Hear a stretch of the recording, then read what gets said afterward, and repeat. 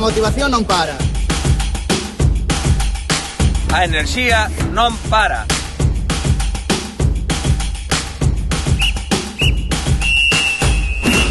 Porque o deporte galego non ten parada.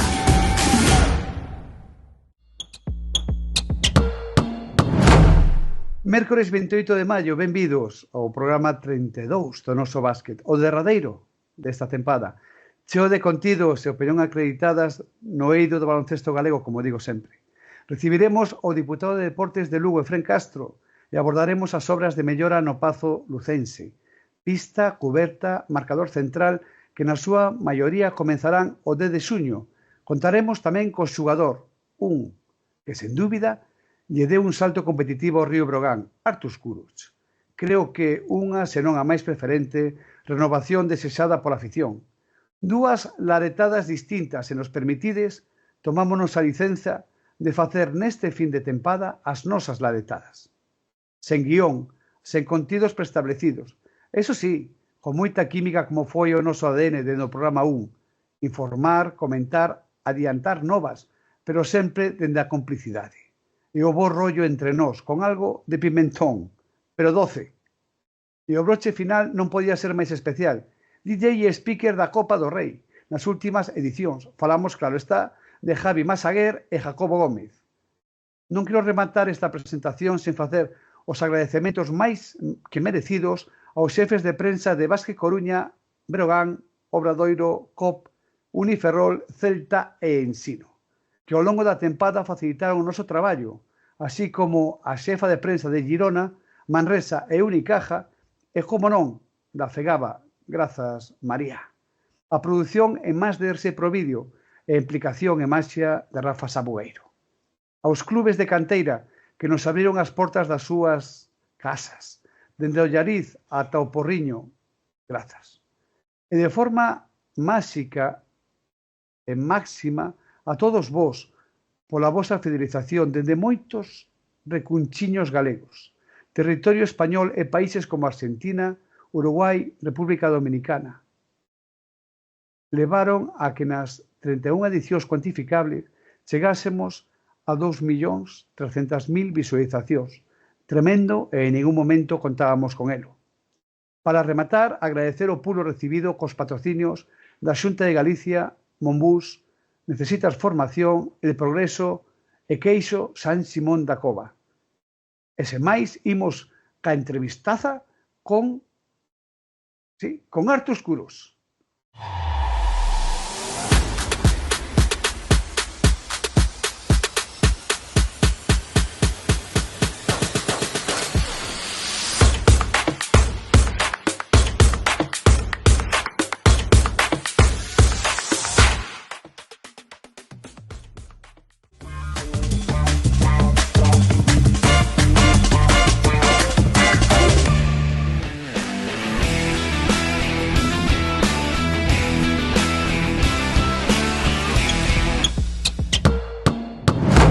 Pois rematando a liga, acabando la competición, está, por mi parte lo voy a hacer en castellano, obviamente una diferencia hacia nuestro protagonista, Artur Kurucs, jugador en Baskonia, Murcia y ahora en Río Brogán. El castellano lo maneja perfectísimamente, como vais a ver, y es un auténtico placer. Hola, Ovidio, ¿qué tal? Muy buenas, ¿cómo estás? Hola, buenas noches.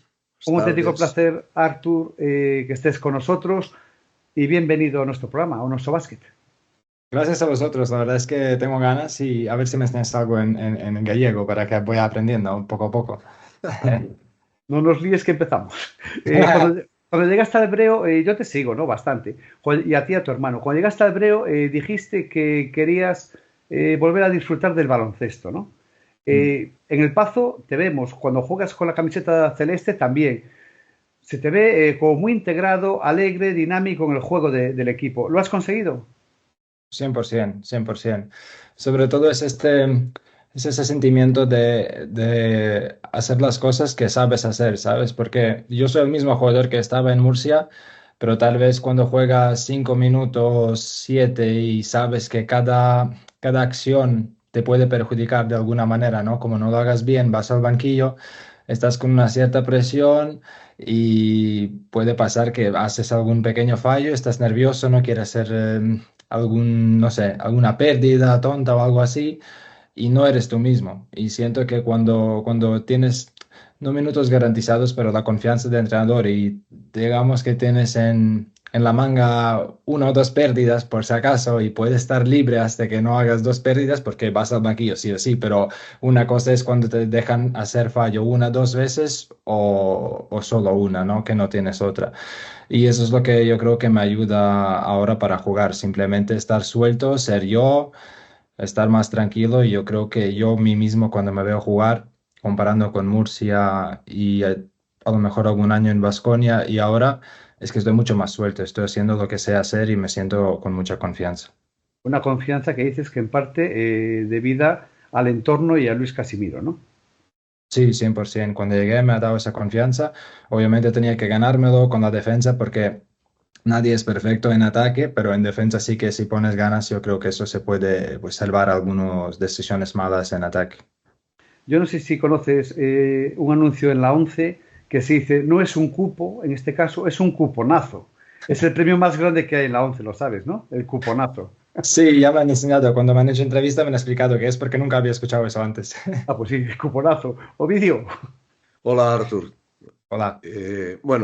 Por seguir el hilo en el que estamos, si revisamos tus estadísticas en toda tu carrera en la CB, que creo, si no me equivoco, que empezó en el 2018, tus porcentajes se han disparado absolutamente en todas las categorías y además tus topes de liga los firmaste todos este año. ¿Esperabas una eclosión tan rápida y en tan poco tiempo? O sea, No sé si lo esperaba, pero no sé decirte. Sigo pensando que todavía tengo por delante mis mejores años. Obviamente, estoy solo claro. empezando, ¿sabes?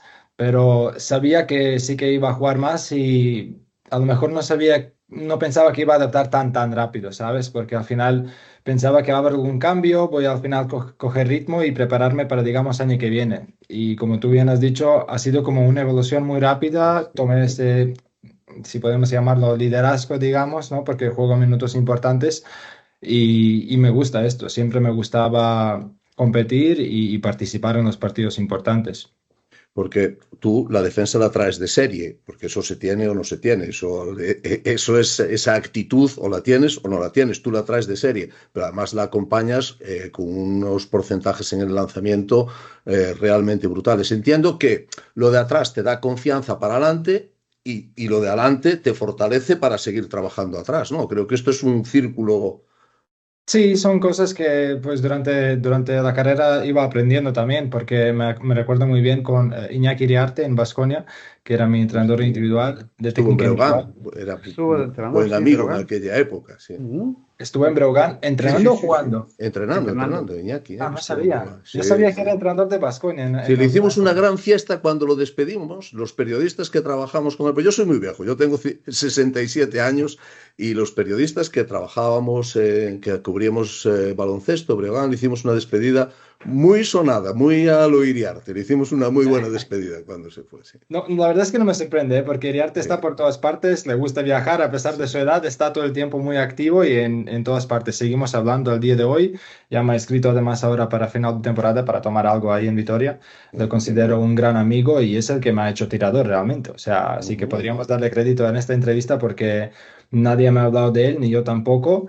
Y me acuerdo que cuando llegué a Baskonia con 15 años no me consideraba tirador ni nadie, ni en ningún scouting. Y nunca me voy a olvidar, voy a decir eso es por primera vez que lo voy a contar, mi primer entrenamiento con él. Llego con 15 años, súper ilusionado, un equipo de Euroliga, a ver qué tal va a pasar todo. Primer entreno individual, estamos 45 minutos al lado de la pared subiendo balón para que no toque la pared. 45 minutos, primer Y tu entreno. cabeza, ¿qué decía tu cabeza? Este hombre, Yo digo, ¿qué hago aquí? Qué raro, ¿sabes? Y luego la suya, la mítica que te mira el balón como lo coges y te mira los dedos para que haya buena tensión. O sea, es un especialista en lo suyo, no solo el tiro, pero sí que es, yo diría que es su cosilla el tiro. Y luego trabajamos muchísimo en técnica individual y en el lado mental también, que es lo que tú me habías preguntado, pues él siempre me decía, mira, si no te va en ataque, coge confianza en defensa. Si no te va en defensa, con ataque puedes ayudar. Entonces siempre hay que buscar un tipo de equilibrio y hay lo que sea que te ayude a coger la confianza y ser tú en la cancha.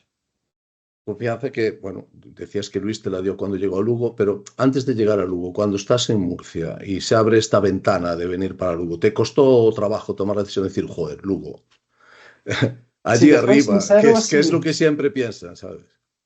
Sí, era difícil porque en mi cabeza yo como que no estaba muy convencido, hablé con mi agente porque al final te vas en medio de la temporada, el equipo más o menos está hecho, los roles están compartidos, no, sí, sí, compartidos ya Definido, sí. y pensaba que va a ser muy complicado, como que Murcia sí que me ha comunicado que somos muchos jugadores y no vemos cómo podemos darte minutos. Y le dije a mi agente, mira, vamos a escuchar si hay alguna oferta, a ver si tomamos decisión, pero dentro le decía que creo que no, porque al final es difícil ir a un nuevo equipo en medio de la temporada. Y luego había baja de Aranitovic y no sé si faltaba algún otro base y tal. Y hemos dicho, mira, tiene buena pinta, aunque también mudarte con la hija, con mujer, con todas cosas, no es fácil, ¿sabes? Y tenía que ser decisión muy rápida. De hecho, creo que me salí de un entrenamiento y me puse las maletas y cogí el vuelo. Y me gusta que Tito también, cuando llegué, pues me ha dado crédito en este sentido. Me ha dicho, mira, así las cosas empiezan bien, ¿sabes? Que ha visto de mi parte también. Porque yo, si decido algo es porque lo he decidido 100%. Sí que estaba pensando, pero en cuanto tomé la decisión sabía que tenía que ser rápido. Esto a mí me lo dijeron del club cuando se confirmó que venías. O sea, Mm. una de las cosas que me comentaron fue que les había agradado mucho que cuando diste el sí, o sea, fue decir sí y me voy, ¿sabes? Es decir, Sí, no diciendo, bueno, voy mañana, pasado, arreglo unos papeles, unas cosas, hago las maletas. sí, No, sí, nada. sí. De hecho era, Eh, perdona, pero de hecho era contra mi propia mujer. Ella ha dicho, no, eres profesional, toma tu tiempo, que te cojan ti, ¿qué tal? Y yo digo, no, no, juegan contra Baskonia, tengo que ir. Me da igual cómo jugaré ahí, pero tengo Además, que ir contra Baskonia, Baskonia. claro, claro. Sí, sí, sí, Sí. sí, sí. De hecho, Arturo, el testimonio está en este programa, lo contó Tito Díaz hace 2 semanas. Cómo fue la negociación rápida y que habías venido, pues nada, casi sin pensarlo un día para otro, sí, Sí, exactamente. sí, sí, sí. Pues así ha sido la situación y era guay también que lo han reconocido, ¿sabes? Que no era solo porque para mí era un paso muy complicado, era todo rápido y te digo, era casi no pelea, pero mi mujer siempre me apoya, ¿eh? Muy bien, pero en este sentido sí que me ha dicho, mira, tenemos una hija, tenemos cosas, no puedes tirarme aquí con las cajas sola. Y nada, llegamos a un compromiso que llegué rápido, entrené 2 veces, fui a Baskonia y luego en vez de volver con equipo a Lugo me fui a Murcia y a volver con mi mujer.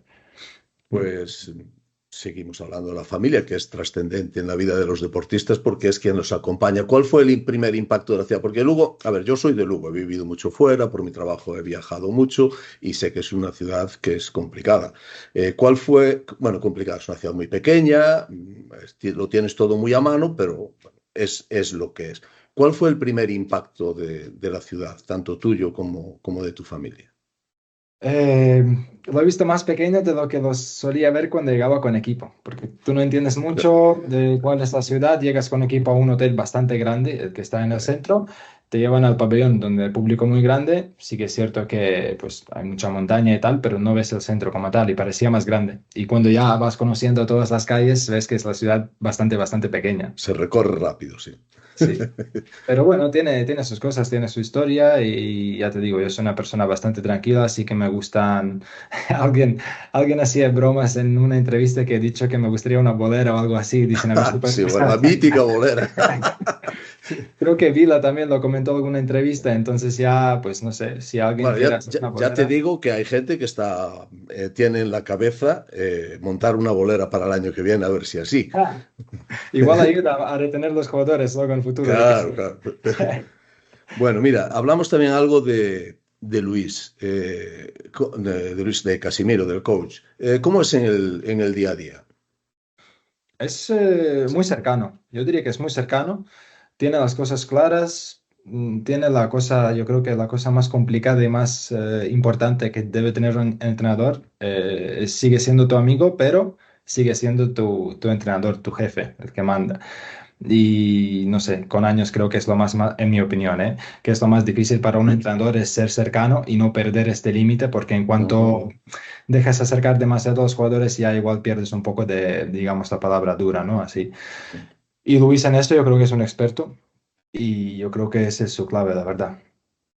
Estás, entiendo que contento con el rol que te dio en el equipo, ¿no? Es decir, tienes un rol importante ahora mismo, acrecentado por la marcha de Hilliard, ¿no? Entiendo que Mm. tenéis ahí una buena relación en cuanto a diálogo. Tú sueles hablar con él, compartir cómo te sientes más cómodo, menos. Con Luis dices. Sí. Eh, es curioso porque ahora ya para final de temporada, pues no es secreto que, pues, que estamos, pues, estábamos negociando, estamos todavía en este momento y también me ha dicho un poco cómo me ve en el equipo y tal y al final de nuestra charla, pues yo le he dicho, no sé, Luis, yo sí que he sentido ese tipo de conexión contigo, aunque no hemos hablado mucho, pero nos entendemos muy bien. Llevo muchos años también en ACB, él también y tenemos muchos jugadores, digamos, rookies, ¿no? Los nuevos en ACB, a pesar de su edad, pues a veces igual, es que sabemos en ACB cuánto vale cada partido, cada acción. Es Ya, que sí, eso además en Baskonia también, con lo de carácter Baskonia se vive mucho, ¿sabes? Y yo siendo joven lo he vivido y realmente cada acción, no solo cada partido, sino cada acción, cómo dejas el sentimiento después del partido. Puedes perder, pero peleando y no es lo mismo cuando pierdes y no es la misma emoción. Y yo le dije a Luis, digo, mira, yo siento que teníamos esa conexión desde el principio y él ha dicho, sí, a veces no hace falta ni hablar, que lo está ahí y ya está.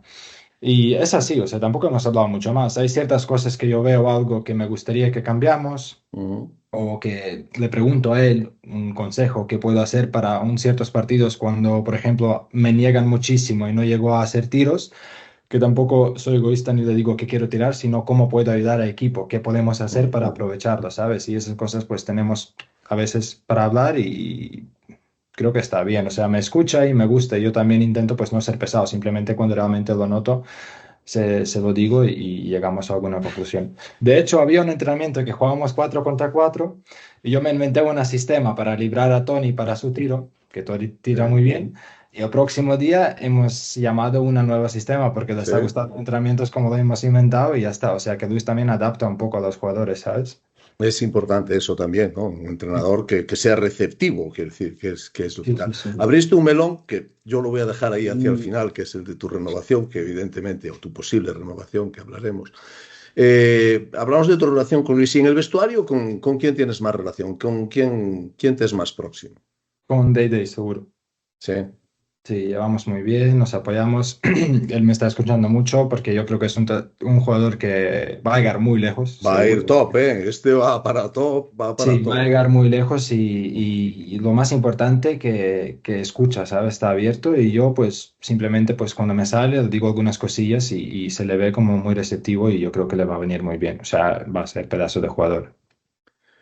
Tema afición, en todos los sitios, pues todas las aficiones piensan que son las mejores del mundo mundial porque es lo que les toca. Pero yo no te voy a preguntar si la de Lugo lo es, que no toca. Pero sí me gustaría saber si te sientes querido por la gente, si notas, tanto en el Pazo, que el Pazo se entrega y se vuelca, si en la calle notas proximidad, si es cierto eso que se dice de que en el Lugo la gente está muy pendiente del baloncesto, incluso por la calle, o es más tópico que otra cosa. No, no, no, 100%. De hecho, es mucho más de lo que cuentan y de lo que esperas. O sea, te reconozcan por todas las esquinas y siempre apoyando, animando y no sé, si ganas te felicitan y si pierdes pues te animan, ¿sabes? Tanto en el paso como por la calle. O sea, he flipado, nunca me he reconocido tantas veces. De hecho, estábamos andando con la familia ahí por el centro y me preguntaron en algún momento, así random, me han dicho, ¿te reconocen por la calle? Y he dicho, sí, sí, pasan 2 minutos y alguien me dice, Kurus, una foto, no sé qué, y es guay, ¿sabes? Eso está muy bien, siempre está muy bien eso. ¿No es algo agobiante? Eh, si saldría mucho de escena aquí por la ciudad, por fuera, y la gente se acerca, a lo mejor un poco sí, ¿sabes? Porque siempre queremos nuestra vida privada un poco también, pero yo estoy muy encantado con los fans que se acerquen y sin ningún problema. Siempre y cuando no sea que yo estoy cenando justo en el momento y te acercas, es un poco así igual raro, pero la gente es muy respetuosa y no pasa aquí, o sea, muy bien. Queda un partido. Esto no acabó. O sea, aunque tengamos la sensación desde fuera que el objetivo cumplido está acabado, queda un partido, plaza complicada, Valencia, jugándose además la segunda posición, como decía, una plaza muy complicada para acabar la liga, ¿no? ¿Qué opino yo de esto? Sí. No sé, tenemos que ir. Al final, a mí me gusta que Luis es un poco también realista y a veces dice, mira, es un equipo muy top, tienen otros objetivos, pero tenemos que aprovechar nuestra oportunidad, ser los underdogs, ¿no? Como le llamamos, los que son como desde abajo y intentar pelear y sacar un partido. O sea, yo creo que no somos un equipo mucho peor que Murcia, ellos han ido con buena mentalidad y han ganado. O sea, no lo veo algo del otro mundo. Simplemente jugar mejor baloncesto posible y si hay suerte y lo podemos sacar, genial. A Valencia se va a ir justitos de efectivos porque estamos ahí con tonterías, bueno, tonterías, con pequeñas cosas en Atic y en Saco, también justitos de energía porque esto se va acabando y la energía es la que es y estáis además con un sobreesfuerzo porque estáis menos en la rotación y este plus de energía que falta a lo mejor y los objetivos principales cumplidos, ¿la cabeza ya está en otra cosa o aún somos capaces de poner focus para dar un último esfuerzo? No sé, no quiero delatar a nadie ni a mí mismo, pero sí que es cierto que ahora para nosotros no cambia mucho realmente este partido. Sí que nos Claro. puede ayudar a estar más arriba en la tabla, Mm. pero con tantos equipos que quieren entrar en Europa y la Champions y todo, la cosa se pone complicada. Pero bueno, vamos a intentar a jugar. Al final estamos trabajando en esto porque nos gusta. O sea, no es que Claro. vamos ahí obligados. Nos gusta jugar baloncesto y siempre se disfruta ganando los partidos. Otro día Y lejos. es vuestro trabajo y sois profesionales. Nadie tiene que dudar Exacto. absolutamente de eso. Otra cosa es que la energía, las fuerzas lleguen, que llegan hasta donde llegan y que el rival siempre es el que es, que también juega los partidos, claro. Y en breve ya vacaciones, ¿qué decías? ¿Vitoria y Letonia antes de la selección o cambiamos de... o Correcto. también incluimos algún otro No, no, viajecillo? no. Vitoria para mí ya es mi casa. Mi mujer es de ahí. De hecho, ya la he llevado hoy al aeropuerto, ya se ha ido para casa. Y nada, cuando acabe la temporada me iré en mi coche a Vitoria. Pasaremos ahí, no sé, un mes o así y ya iré a Letonia. Con la selección y todo esto. Así que a lo mejor voy a ver algún partido de Baskonia también, de playoff. Como tiene que ser. Está Sí. bien. Y después de la selección, ¿qué? Viene el futuro, la próxima temporada, hablamos de que Luis muy bien, la afición muy bien, la vida en Lugo pues es pequeña pero tampoco está tan mal. ¿Es una posibilidad quedarse en Lugo? Sí, posibilidad sí hay, o sea, para eso estamos ahora mismo hablando. Sí que nos gustaría igual a lo mejor mirar un poco el mercado, cuál es interés en mí y tal, pero yo estoy encantado aquí, ya lo he Ujú. dicho al equipo, ellos también están encantados aquí, ahora es la tema de negociación, que es con mi agente y todo, así que estamos pendientes de ello. Así que no sé decirte nada más de momento. Tampoco hay secretismo, realmente es esto, que yo estoy muy encantado aquí, estoy muy contento con mi rol, sé que si me quedo voy a tener rol más o menos parecido, que para mí sería genial, yo creo que para cualquier jugador además de mi edad, creo que además en época de ahora los jugadores ya no abren a los 20, 22 como era antes, ahora ya como Ujú. que todos se retiran más tarde con la tecnología, Ya. medicina, entonces hay tiempo, me considero todavía en proceso de evolución y me vendría bien un sitio seguido, ¿sabes? Para crecer, pero bueno, estamos en proceso De ahí saliste bien, la respuesta saliste bien. Yo te voy a proponer un juego para ver si centramos, si somos capaces de llegar ahí a un punto de... Entre 0 y 10, vamos a decir así, una escala de 0 a 10. 10 es muy lejos, o sea, la renovación está muy lejos. Y 0 está ahí. Eh, ¿qué número le ponemos? Esto se emite el miércoles, lo estamos grabando lunes, se 10 emitirá el está, miércoles. 10 está muy lejos, 5 10 está muy está lejos y 0 altísimo. está hecha. 0 está firmada. ¿Y 5 qué sería? La fácil. Ah, que eres casi gallego. La 5 sería la fácil. Ni frío ni calor. Claro. Como los gallegos, ¿no decís como ya veremos o algo así? No, no, Depende, ya veremos. no, Depende. Depende. no. Mira, empezamos la entrevista diciendo que ibas a aprender algo de gallego. Te hará falta para el año que viene, espero. Sin ser 5. Venga, me vale igual un 6 o un 4. Si no se puede 5 o más bien 4 que 6. Sí. Más bien, bueno, pues eso ya abre una puerta Mm. que está muy bien. Lo he ¿Cuánto dejado de todavía en peso, intriga, ¿eh? Anthony, cuánto de peso tiene en esa renovación el tema económico, obviamente, un profesional, pero también la importancia del entrenador? En un profesional, el entrenador en la continuidad, ¿qué importancia tiene? mucha entiendo, ¿no? Muchísima, para mí es la prioridad. O sea, no es secreto que este equipo pues está en nivel económico que está. O sea, yo sí me quedo aquí especialmente para invertir en mi futuro como jugador. Entonces ahí es la decisión ahora mismo. Yo estoy encantado de seguir aquí, pero también hay que tener en cuenta que la carrera es la que es del deportista. A mí el club me encanta afición, quiero seguir aquí, pero también tengo hija, familia y cosas, pues, en mi madre en casa y todo. O sea, hay cosas un poco, van todo juntos, seguro que me entenderéis. Entonces, Sí, sí, pues, sí. esa es la situación. La sinceridad siempre, siempre, siempre se entiende y siempre es bien recibida. Y todas las decisiones que se toman en la vida son trascendentes de un profesional y cuando se explican con sinceridad, pues van a todos los sitios. Yo me quedo con el 4. Yo también. ¿Qué margen de mejora valoras a corto plazo en tu juego? ¿Qué es lo que dices? Pues aún me falta aquí una Sí, vuelta sí. más, hacer un clic, ¿no? Sí, yo ahora mismo, de hecho, ya estoy planeando mi verano porque tengo tiempo para esto y voy a empezar a seguir trabajar seriamente para ser más creativo en el pick and roll. Creo que es una parte de juego donde puedo apoyar más, aportar más y lo hacía bastante bien en Baskonia cuando jugaba de uno con Peñarroya de base. De hecho, había una temporada que empecé súper bien, primeros dos, tres partidos contra Málaga, contra Madrid, jugando de base.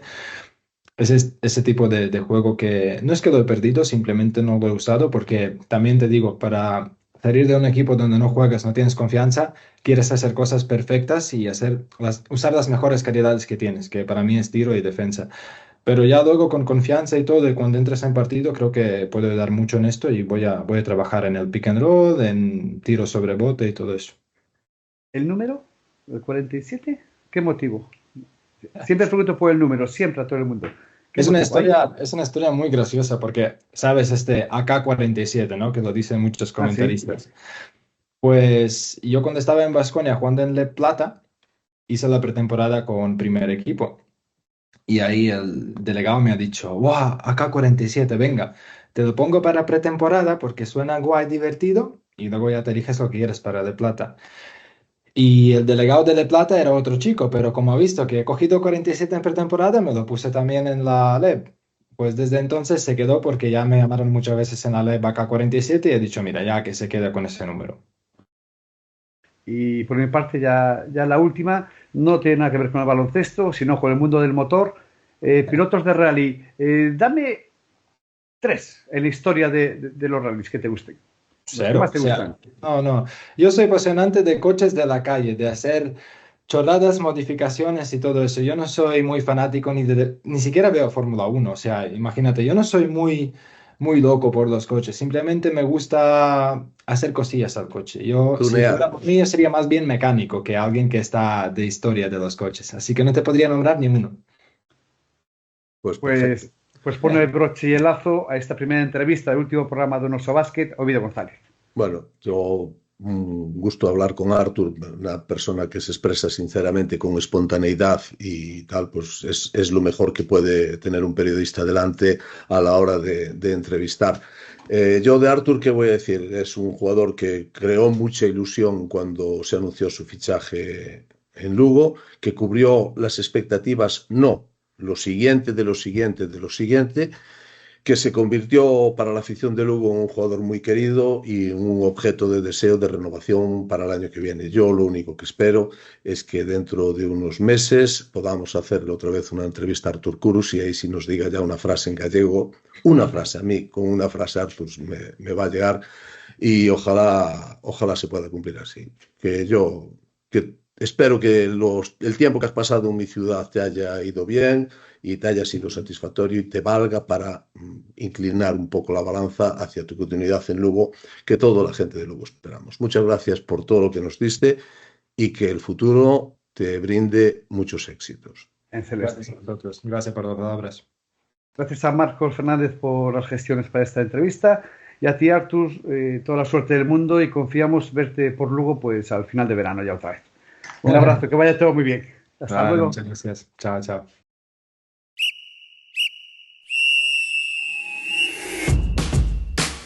A canteira non para. A horta non para. A motivación non para. A enerxía non para.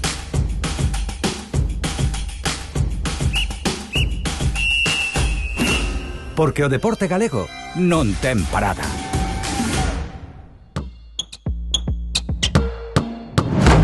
Gustaríame facer un agradecemento individual. A xente de Cegaba que adicou o seu tempo a transmitir connosco as actividades da Federación Galega de Baloncesto. Grazas, Darío, Dani, dende tantos recunchos conectados e que o fondo do programa ocultaba. Hotéis, vestiarios, pabillóns, despachos, de todo tipo. E a Susana García, lenda viva e que sempre sacou os seus 20 minutos ou máis, on luz de mañanciña priorizando o amor ao básquet femenino e celeste que corre polas súas venas. Imos calaretada da Cegada.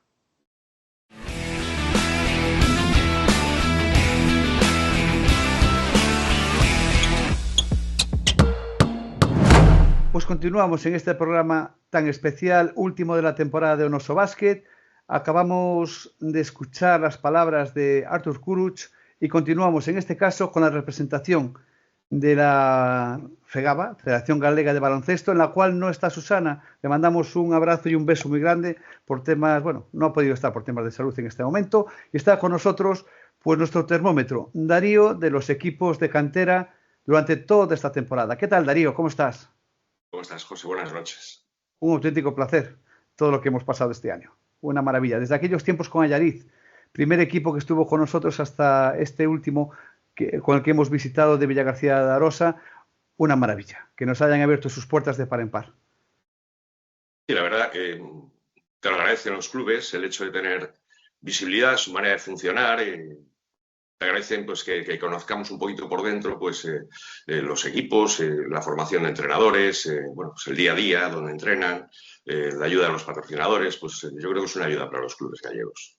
Y para daros a conocer lo más importante, un trabajo sordo. Igual que sordo es el mundo muchas veces del arbitraje, que Dani Young abrió sus puertas de par en par, ya con la temporada comenzada, mea culpa en este caso, empezar tan tarde, y Dani desde ahí ha abierto las puertas y hemos vislumbrado lo bueno que está y que está conformando el mundo arbitral en Galicia. Dani, un poco más de lo mismo, ¿no?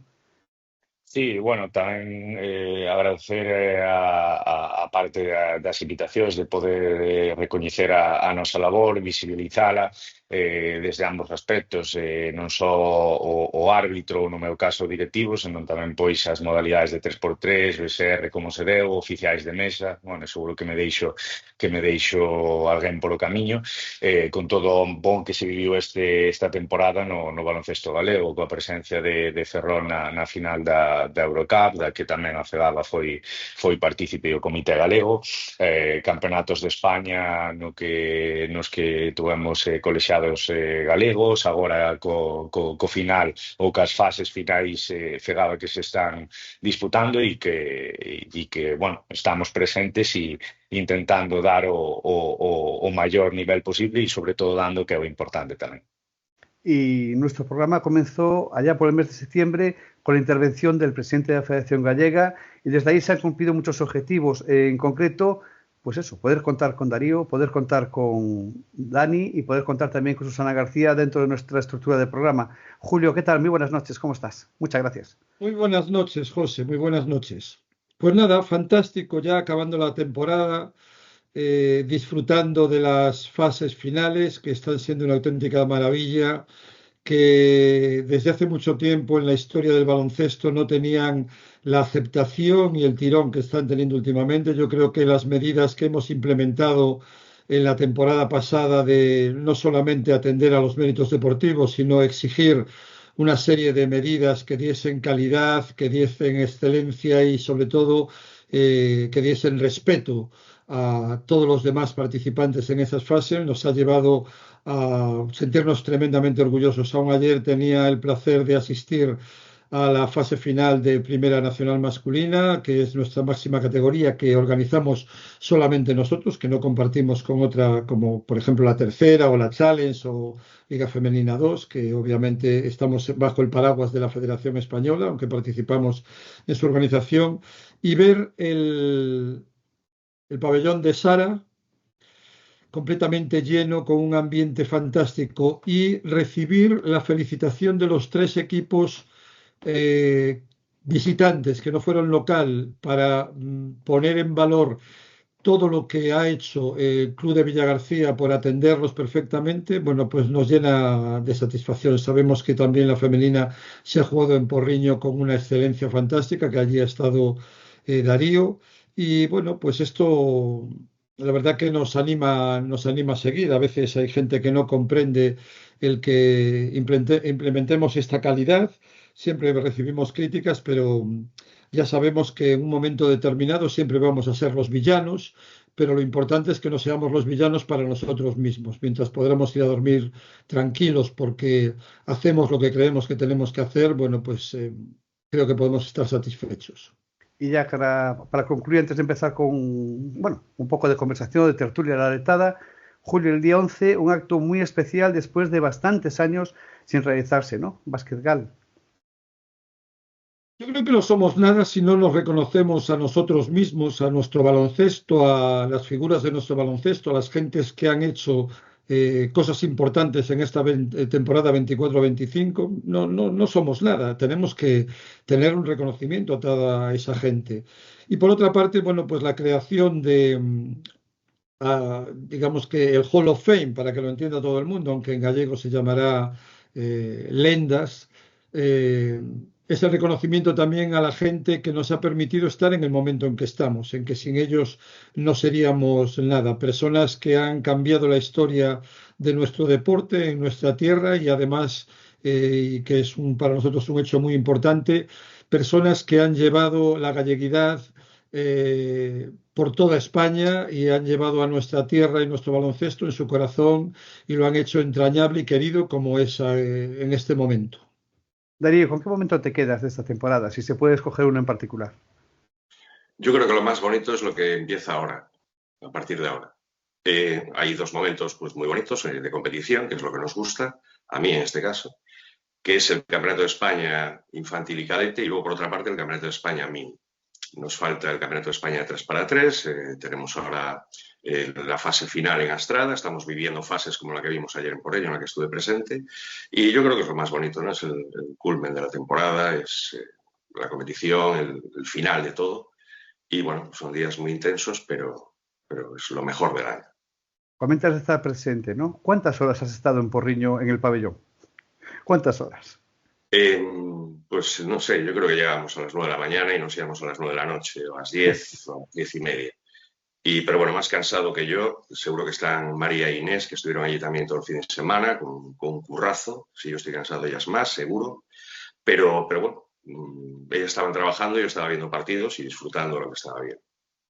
Y Dani, la salud del arbitraje gallego año a año siga más y este año está a un nivel ya bastante alto, ¿no?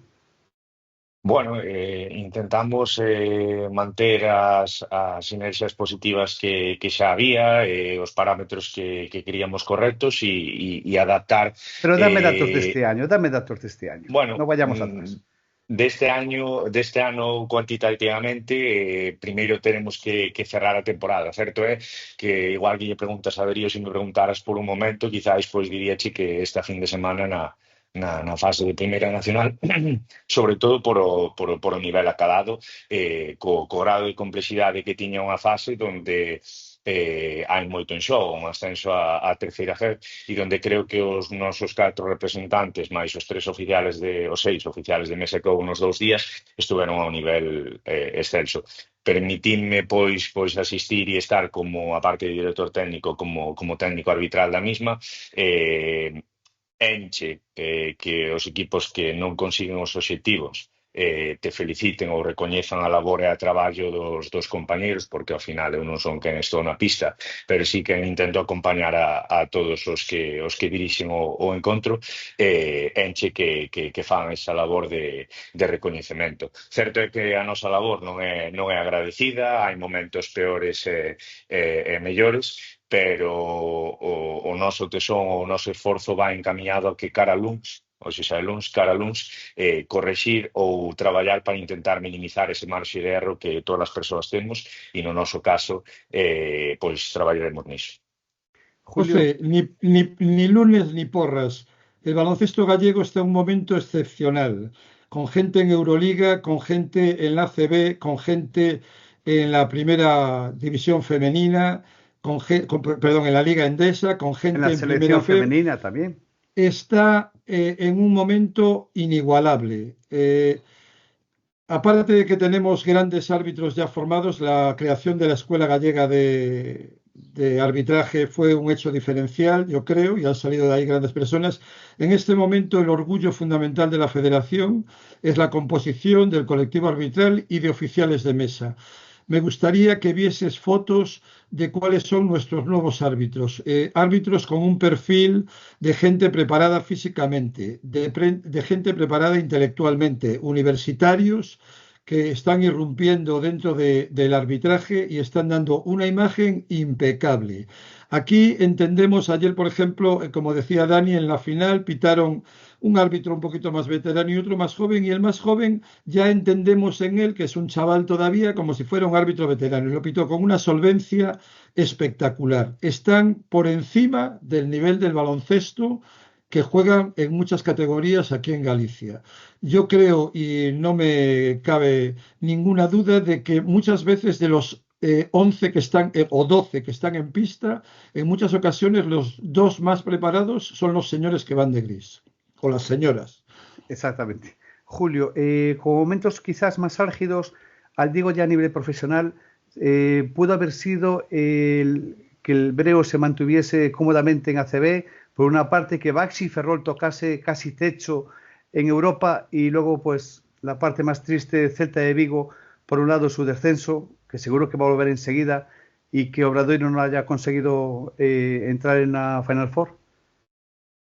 Bueno, la salud, así como la del arbitraje es buena, la del baloncesto también es muy buena. Yo este año me quedo con un éxito por encima de todo, que es la consecución de la medalla de bronce en categoría infantil masculino en el campeonato que jugamos en Andalucía. Creo que es un hecho fundamental. Yo el año pasado, cuando quedamos quintos, no sé a qué equipo era, Darío me corregirá, cuando hablé con ellos porque estaban todos llorando, le dije, hemos quedado campeones de España de los normales, porque nosotros jugamos contra una serie de autonomías que no podemos competir. Nosotros no podemos competir con Madrid, o lo normal es que no compitamos, lo normal es que no compitamos con Andalucía, que son 8 millones contra 3 que no llegamos a ser nosotros, o no podemos competir con Cataluña o incluso con Valencia.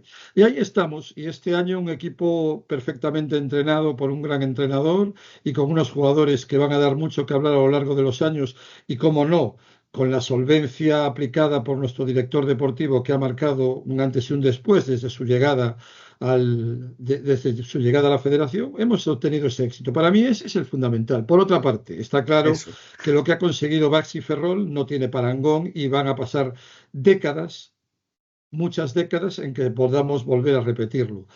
El Breogán no es que tenga mérito, es lo siguiente a tener mérito. Yo creo que ahí hay dos personas fundamentales, que es doña Carmen Lence, que es un espectáculo de presidenta, y un director deportivo como es Tito Díaz, que sabe aplicar las medidas correctoras en el momento adecuado.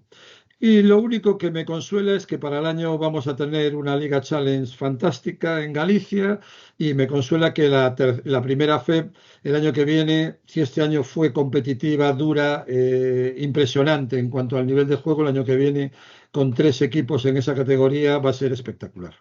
Pero tristeza, entiendo que antes se me olvidó, obvié el descenso de Leima, por supuesto, y que Obradoiro no haya llegado, ¿no? Y por supuesto también Cristina Cantero, toda su familia, la familia de Vigo, que el año que viene seguro que pondrá todo de su parte y que conseguirán el éxito de ascender otra vez a Liga Femenina, seguro. Sin duda, sin duda. Son equipos perfectamente asentados, que tienen su estructura y que, bueno, muchas veces toca subir y otras toca bajar. El otro día hablaba con gente del Leima, están en una situación económica, han hecho una gestión económica impecable, están con la ilusión de seguir jugando en el Coliseo, y yo estoy convencido que para el año que viene van a tener un equipo muy solvente. Yo sueño ya desde hoy que uno subirá directamente, un equipo gallego, y otro subirá en el playoff. Este este año no ha podido ser. La verdad que tengo que reconocer fundamentalmente la labor del presidente, de Raúl López, que ha hecho un esfuerzo personal que pocas veces creo que se reconocerá, pero yo sí lo conozco y bueno, no ha sido acompañado por el éxito, pero es que en esta competición juegan 10 equipos ex ACB, con lo cual, y uno de ellos ha descendido, un equipo como Forum, que lo conocemos todo el mundo por Forum Valladolid, que ahora se llama Valladolid, ha descendido a Segunda Federación. Eso habla del potencial con el que se juega aquí y bueno, Palencia fue mejor en estos partidos, tenemos que aceptarlo, pero hay que seguir luchando porque yo creo que el futuro del baloncesto en Galicia es muy importante. Vamos a hacer un esfuerzo porque las selecciones tengan más tiempo y más medios. La Xunta de Galicia nos ha dado un aporte económico especial para desarrollar un programa que Darío ha diseñado de perfeccionamiento y tecnificación para jugadores específicos, jugadores altos, jugadores con condiciones especiales. Y por otra parte, bueno, pues estamos también muy pendientes de que esto pueda ayudar a nuestros equipos gallegos a que no caigamos, bueno, pues en fases previas de los campeonatos de España, sino que tengamos la oportunidad de competir en algún nivel un poquito más alto, porque estoy convencido que hay jugadoras muy importantes que pueden, y jugadores muy importantes que pueden tener presencia, aunque nos lo robarán, está claro, pero bueno, sabemos que en esto somos el hermano pobre y tenemos que jugar con eso. Pues vamos a ir concluyendo. Dos de los integrantes y responsables de una tremenda cifra, más de 2.300.000 personas nos han visto en 31 programas. Darío, tus últimas palabras y las mías de agradecimiento hacia ti, compi. Bueno, pues no sé, es una mezcla un poquito bueno, por una parte de tristeza, porque acaba esta temporada, el programa, pues a la gente le gusta verlo, y por otro lado, pues bueno, es muy intenso el día a día, ¿no? Con el programa, tú lo sabrás. Tus esfuerzos, Darío, para poder conectarte muchas veces, que no podías conectarte y buscábamos cómo hacerlo. No lo dudes. Y nada, a esperar el año que viene para continuar presentando equipos gallegos. Me gustaría ampliar un poquito las presentaciones a entrenadores, pues a jugadores de cantera, etcétera, y bueno, pues darle una vueltita y seguir haciendo el programa. Y Dani, más de lo mismo. Tus últimas palabras. Sí, nada, o mesmo quedaría agradecer a parte de visibilizar a nosa labor, de todos os compañeiros, de todas as modalidades e de acercarnos ao público xeral desde unha parte que está pouco recoñecida e é sobre todo pouco coñecida. Y Julio, presidente. Pues yo solamente 2 puntos. Primero, agradecer a todo mi personal, a todo el personal federativo, que el baloncesto gallego no sabe el esfuerzo personal, familiar, de todo lo que renuncian porque el baloncesto funcione. Yo solamente quiero, antes Darío lo citaba, Inés y María, nuestra responsable de prensa y nuestra delegada de la zona de Arosa y de Santiago, ayer y antes de ayer estuvieron en Santiago, perdón, en Porriño, 24 horas al día pendientes de todo. Les he dicho que se tomaran el lunes libre y hoy han estado en la federación haciendo sorteos y María preparando la gala del día 11. Eso no tiene absolutamente no tiene precio, porque son personas que aman su actividad y que no tienen ninguna cortapisa a la hora de hacer las cosas y que vaya para adelante. Y por último, me gustaría también hacer un especial hincapié por la aceptación que una serie de medidas que en algún momento fueron criticadas dentro de la federación, como es el respeto a los árbitros, como es, digamos que el rigor a la hora de juzgar todas las contingencias que pueden pasar en un campo. Quiero agradecer al 95% de los padres de Galicia, me queda un 5% fuera todavía, por la comprensión, por la empatía y por la colaboración y la ayuda que permanentemente nos están prestando. Creo que hay medidas que ya se van implantando, el respeto sobre todo en las formaciones, en las categorías de base, de que no se intimide a los niños de los equipos contrarios, de que no se insulte a los árbitros que son jóvenes, de que se respete a todas las personas que vienen de fuera, que no tengamos nunca en nuestro deporte que lamentar un evento o un acontecimiento como el que pasó en el Grove con un abuelo de un árbitro de balonmano, que creo que debería hacernos pensar a toda la sociedad hacia dónde vamos, que nunca se vuelva a agredir a un árbitro de fútbol en Monforte de Lemos con 16 años, nunca más. Yo, mientras sea presidente, no lo permitiré eso, y yo creo que los árbitros y todos los oficiales de mesa lo tienen clarísimo de que no va a pasar, pero quiero agradecer que la gente lo va entendiendo y que tenemos un feedback por parte de muchos padres y de muchos clubes, sobre todo de muchos clubes, que permanentemente nos hacen mejorar, y que esperemos que la temporada 25-26, con el programa Onoso Básquet Galego a nuestro lado, sea un éxito para todo nuestro baloncesto. Ahí nos veremos. Mucha salud para todos y feliz verano. Un abrazo. Un abrazo.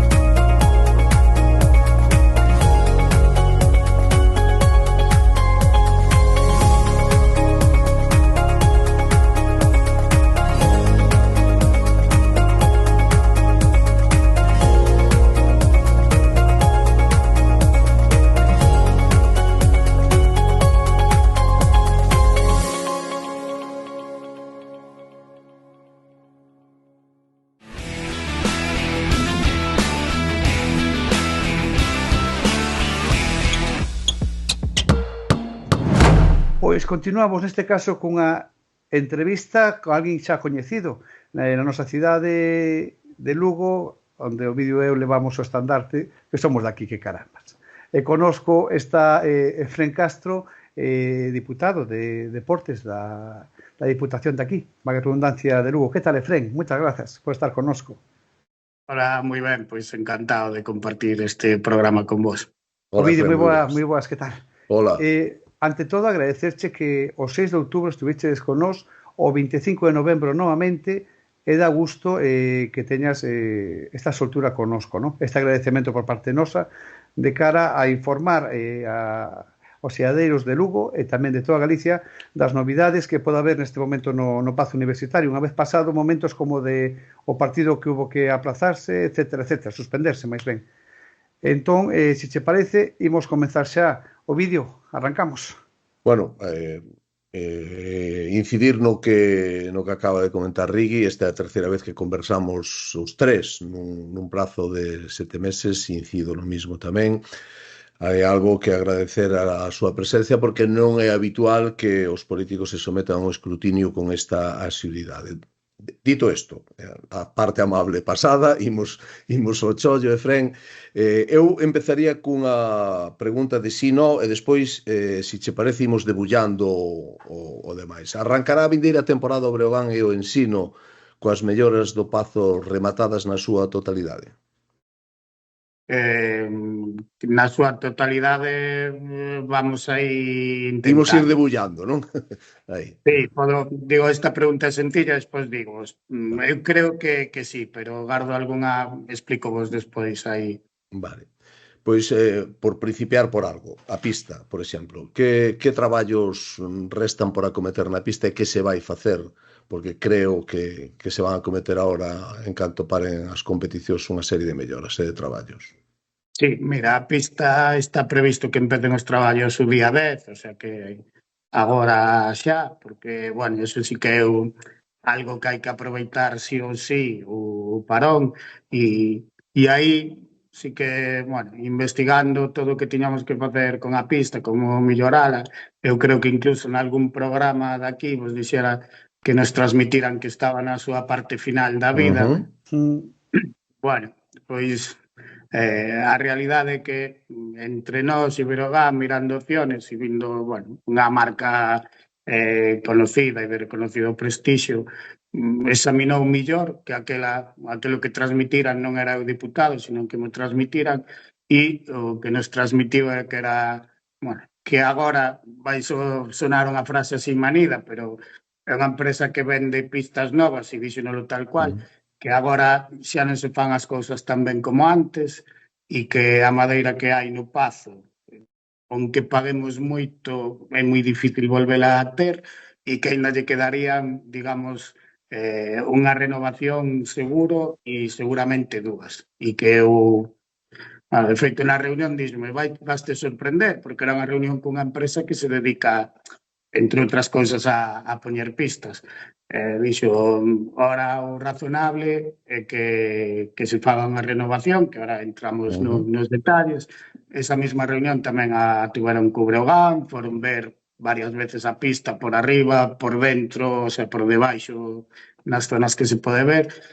Entón, pois con esa recomendación, o que se vai facer é, aparentemente, visualmente, vai ser unha pista nova, digamos, porque vaise sacar as capas de barniz e de pintura que hai agora e renovar con un pintado, pois, digamos, modernos, con zonas bitono, como, todo ten modas e agora as pistas están con esa moda. Vamos ter pista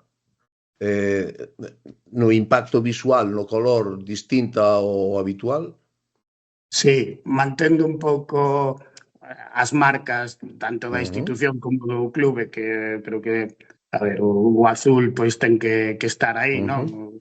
O Breogán é celeste e iso ten que manter, pois, todos os aficionados do básquet, que son os que ven isto, pois agora hai moitas pistas pois que a zona de triple ten un tono de madeira e a zona, o resto da zona, pois outro tono.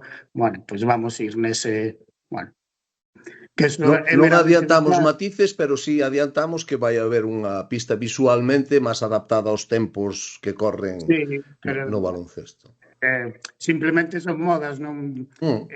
Pero a verdade é que visualmente son máis agradables e máis bonitas e tamén, con todos os esforzos que estamos a facer para modernizar, tamén un toque moderno e que tamén, de vez en cando disfrutamos de cambiar esas cousas, aunque eso, solo sea un impacto visual, pero a verdade é que no precio dá igual facelo a antigua que facelo a moderna e vamos a dar un toque moderno á pista. No seu día implementárase unha solución para evitar a condensación. Esta solución, para mí é unha dúbida que me quedou aí, me gustaría aclarar. É permanente ese tipo de solución ou agora con estes traballos que se vayan facer vaise buscar outra solución? Aí, en principio, esa é permanente, porque de todo o que... porque o coste non foi menor, agora non me acordo exactamente, pero ven rondando uns 60.000 euros, non só o que se fixo na pista, pero a pista máis o que se fixo na ventilación, dou cifras redondas, pero por aí quero decir que, se vas meter esa cuantía xa te tes tamén que asegurar que sea algo razonablemente seguro. E porque con todos os que nos poderon asesorar, pois é a medida máis clara para loitar contra unha condensación, que é un flujo de aire quente por debaixo da pista. Entón, como a pista sigue sendo a mesma, eso non afecta, o que facemos é cambiar a capa superior, digamos, de pintala, aí seguimos con ese sistema que está operativo. Falabas, Efrén... Sí, perdón, Ovidio, continúa. No, que falabas, Efrén, da modernización, das modas, nos cores, a presencia, a imaxe de cara ao espectador. Ese anillo, podías adiantar algo sobre ese anillo que falta de iluminación, ese anel? No, pero eso xa o implementamos, Ahora toda a iluminación que hai no Pazo xa está en LED. Pero, eso sí, pero non falta un anel para xogar cos cores durante os partidos? No, aí son dúas, estamos mezclando cosas. Houve un momento puntual que faltaba, non era que iluminaba a pista, o anel que faltaba pasalo a LED, que ten a súa importancia non para o xogo de colores. Nos agora o que vamos facer, porque o sistema que había é o máis razonable. Vai un pouco con o videomarcador e o sonido. Nos hora que temos LED, estos que hai era, non imposible, pero un pouco complicado que esos propios LED fixeran esos xogos, pero que vamos, sí que se poden apagar e encender ao momento. Entón, vanse poder apagar e vamos ter iluminación de espectáculo, por definila de alguna... Bueno, é un estilo... Hai nos nalgúns pabellones utilizan esos en vez deses xogos que bailen as luces. Bueno, é outro estilo, pero ao final consigues o mesmo efecto. O sea, a iluminación que hai agora actual pode ser como nunha habitación dunha casa, vaise poder encender con un botón, dalle encendes e dalle apagas para que as luces de espectáculo, digamos, podan funcionar. Eso sí que estamos... Bueno, non é exactamente o que decías tú, é outra forma de facelo, pero sí que estamos traballando para que haxa un espectáculo audiovisual, digamos. O tema marcador tocará na hora xa o vídeo, pero entón, para a xente que está vendo este programa, o tema de iluminación sairá para o xogo de luces desde o marcador central, non?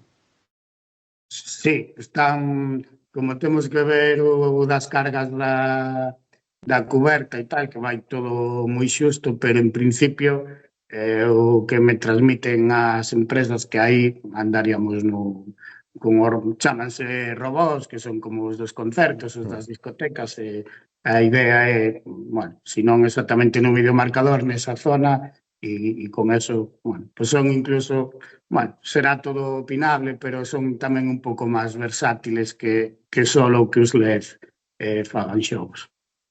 Eu, por ir rematando, salvo que queiras, rematando co tema da pista, que era co que principiábamos, salvo que queiras destacar algunha outra cuestión, con isto que se vai facer, con estes traballos que se van facer sobre a pista, vamos rematar con esas publicidades que iban pegadas, non, que eran alleas ao parqué. Vaiselle dar solución a isto. Sí.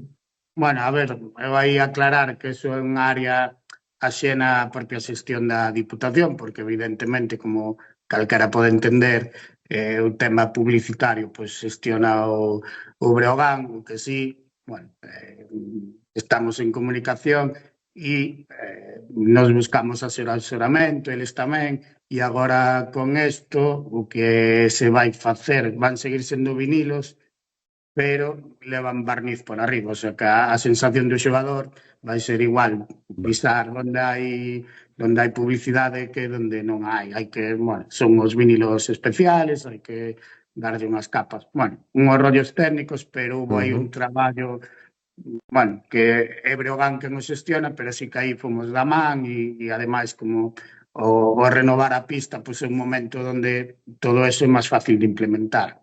E nos, bueno, aunque sea eso, por xestión de Breogán, pues nos traballamos en conxunto para ver cal é a mellor do que se pode facer no mercado e nas alternativas posibles técnicamente, pois tamén no que nos poderon asesorar esta é a mellor.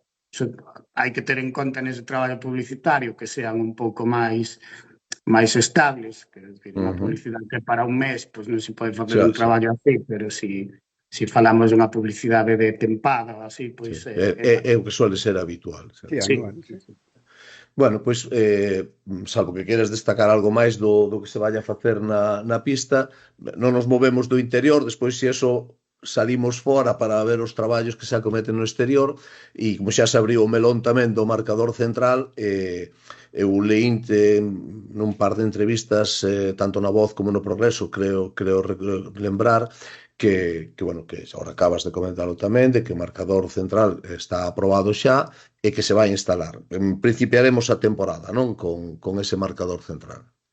Sí, aí ese asterisco que che poña na primeira pregunta, gárdome, porque pode ser, nos estamos traballando e os plazos están aí axustados para que sea na primeira xornada, pero como é unha licitación dun contrato maior, e pode alguén, non sei, unha empresa recurrir e alargar os plazos e van xustos, o peor dos escenarios nos que nos movemos é que se non está para a primeira xornada, pois que poda estar para a terceira ou a cuarta, depende un pouco, pero digo, non é un asterisco moi grande, pero sí que, bueno, como todo o mundo está moi pendiente desto, tamén nos gusta ser realistas, nos temos o proxecto, está todo falado, é francamente un videomarcador tamén, bueno, que como todo ten modas, pero é moderno, vai ser así con forma de cepelín, con as esquinas, cantos redondos, bueno, algo moi chamativo, moi moderno,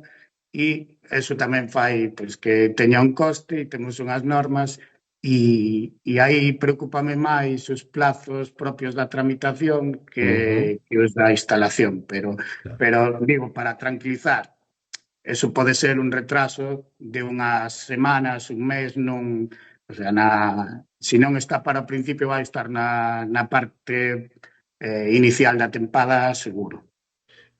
Para que nos podamos facer unha idea, hai algún marcador igual ou moi parecido ao que se vai instalar en Lugo en algunha instalación na que poderamos decir, bueno, pues vamos miralo aí e vamos ver o que vamos ter en Lugo? Ou prefires non avanzar nada? Quer dizer, que tamén é outra posibilidade. Non vos vou ser moi concreto, si tamén transmitindo que nos poden transmitir as empresas que fan, exactamente igual non, porque isto é un mundo que avanza moito, entonces no momento que instalemos e vai ser dos máis modernos en canto a tecnoloxía, non en canto a tamaño, porque aquí non podemos poñer un do tamaño do Palau, por decir unha cousa, non? Pero sí que exactamente igual non os hai, pero vai ser dos máis modernos e a verdade é que vai ser moi chamativo. En forma de Zeppelin, decías, non? Sí, Zeppelin porque é máis alongado nos laterales que nos fondos e despois cos cantos en vez de en esquinas de tal, pois son cantos redondeados que son máis agradables para os vídeos, bueno, teñen aí unha serie de cousas que son máis chamativos e tamén con un anel inferior fora da pantalla principal, digamos, que é o típico que se usa pois para pedir ruido, defensa, publicidades, dos últimos que se montan de última xeneración adaptado ao tamaño do noso pabellón. O do anel quéreme sonar, e agora falo de memoria porque que o vin, no último que vin foi no pabellón de Baskonia, que está, estuve en 2 partidos en Baskonia e creo que ten un anel por aí. Baskonia ten, creo pensar que é circular, en vez de circular vai ser con a forma similar á pantalla principal, pero sí. E en moitos da NBA hai cousas moi similares. No, está guapo, o efecto de Baskonia, o efecto dese anel é guapo. Se vos parece o vídeo, se che parece, Fren, vendo estas imaxes a vista de dron, podemos empezar, se che parece o vídeo, ca cuberta. Vale, pois a cuberta, que obras se están acometendo en estes momentos, que falta para rematar na cuberta? Bueno, como é visible para moitos dos que vades a ver os partidos ou incluso algún adestramento, pois iniciaronse as obras, é visible por os andamiajes que hai. Agora mesmo están na parte previa, digamos, que é a limpeza e preparación para botar esa cuberta dese polímero que cubrirá todo. Hai traballos de limpeza e de retirar os parches que se foron, parches no bo sentido, que eran as soluciones que se fai en calquer cuberta, que non só foron na miña época, sino en moitas. Pero ahora o que se busca é que quede unha superficie máis homoxénea posible para despois rematar con ese polímero que vai cubrir a totalidade da cuberta. Tanto que a propia cuberta como as terrazas que se poden ver nesa foto, porque algúns aficionados eso sí que non viron nunca como é a parte de arriba, e esas terrazas, ahora retirouse a grava que hai nesas terrazas, que se pode ver en moitas edificaciones, vai ir esa capa tamén por aí e despois volverá a ir esa grava, e tamén como novidade e que creemos que vai ser solución a un problema que tuvo desde inicio o Pazo, é que os propios canalóns tamén, que son como de obra, están aí encastrados, pois tamén vai ser toda unha superficie homogénea. Eso, con que algún día haxe algún atasco, se enchan os canalones, non vai haber unhas grietas para que esa auga volva a entrar para dentro da instalación, que era o que leva pasando pois desde que se construiu. E a maiores tamén, traballando neso, pois vais aproveitar para ter baixantes con maior sección, porque estaba, bueno, os técnicos din que mal calculado, ou mellor calculado con estándares de épocas que se construiu. Entonces, bueno, non vamos cambiar a cuberta, pero unha solución integral en todo o que é a cuberta, pero en todo o que é o tratamento de augas que pode ter a cuberta dunha instalación así. E están traballando, e se me vais preguntar, teñen plazo de 2 meses ou así, lles queda, e non hai, bueno, dependerá aí un pouco da climatoloxía, pero ahora supoño que xa choveu o que tiña que chover. Malo será, non? Malo será. Esperemos que lles deixe traballar, pero eso sí que vai con plazo máis que sobrado para que este rematado antes de que empece a tempada. E por seguir no exterior, as fachadas, hai algún traballo previsto nas fachadas? Fachadas, como vistes, pois xa se lles fixo a limpeza, que ademais é algo que, bueno, que me fijo moito na instalación. Unha acostuma a velas limpias, pero de vez en cando ve unha foto de non hai tanto, e a verdade é que visualmente, pois, creo que xa dá unha sensación de, bueno, de estar un pouco máis cuidado. A maiores fixose algún tratamento de impermeabilización, e agora, co que ten que ver cas fachadas, quédanos un mural que imos facer, que vai ir na parte contraria ao CAI, e despois tamén pois intentar limpar os grafitis que son de vandalismo, chamémoslle como queiramos, pero, bueno, hai zonas que son difíciles de limpar, outros son un pouco máis fáciles, pero, bueno, o caro e o difícil, que era esa limpeza integral, xa está executada, e bueno, eu creo que se lle nota, non? Que é apreciable, cando menos. Pois eu, se vos parece, abrimos o unicornio, que é o tema do aforo do Pazo. Sí, mira, si che parece, perdón que te corte, digo por non misturar, non escapo desa pregunta, pero é que é unha suxestión, unha petición que me fixestis neste programa a través de algún ointe, e acabo de asinar hoxe, bueno, o inicio para que é o tema das barandas nas escaleiras, e témolo xa... O agradecer a moita xente. Onte seguir máis lonxe, comentou unas cuantas persoas, sí. O tema de seguridade, pola edad e demais, sí. E aí tamén vos digo, e non é por sacar peito do que costa, sino para que todos sexamos conscientes da escala que ten unha instalación así, porque a mí mismo sorprendeume así un pouco. Despois, cando ves os datos dos metros, pois salen, pero a obra das barandillas anda sobre uns 40.000 euros. Que parece, é moito, e parece, pero claro, son 3 escaleiras e son moitos metros, e tamén entre os materiales posibles, pois, por durabilidade e por a diferencia que había de prezo, pois eleximos o aceiro inoxidable porque é máis limpio, máis durable. Ali a verdade é que é unha zona que hai sol, frío, auga, entón, bueno, e digo a cifra, e digo a cifra para que seamos todos conscientes de que a veces incluso cousas que parecen moi pequenas, pois nunha instalación tan grande, pois é un coste razonable, digamos. Bueno, pois dito está, volvemos dentro outra vez da instalación.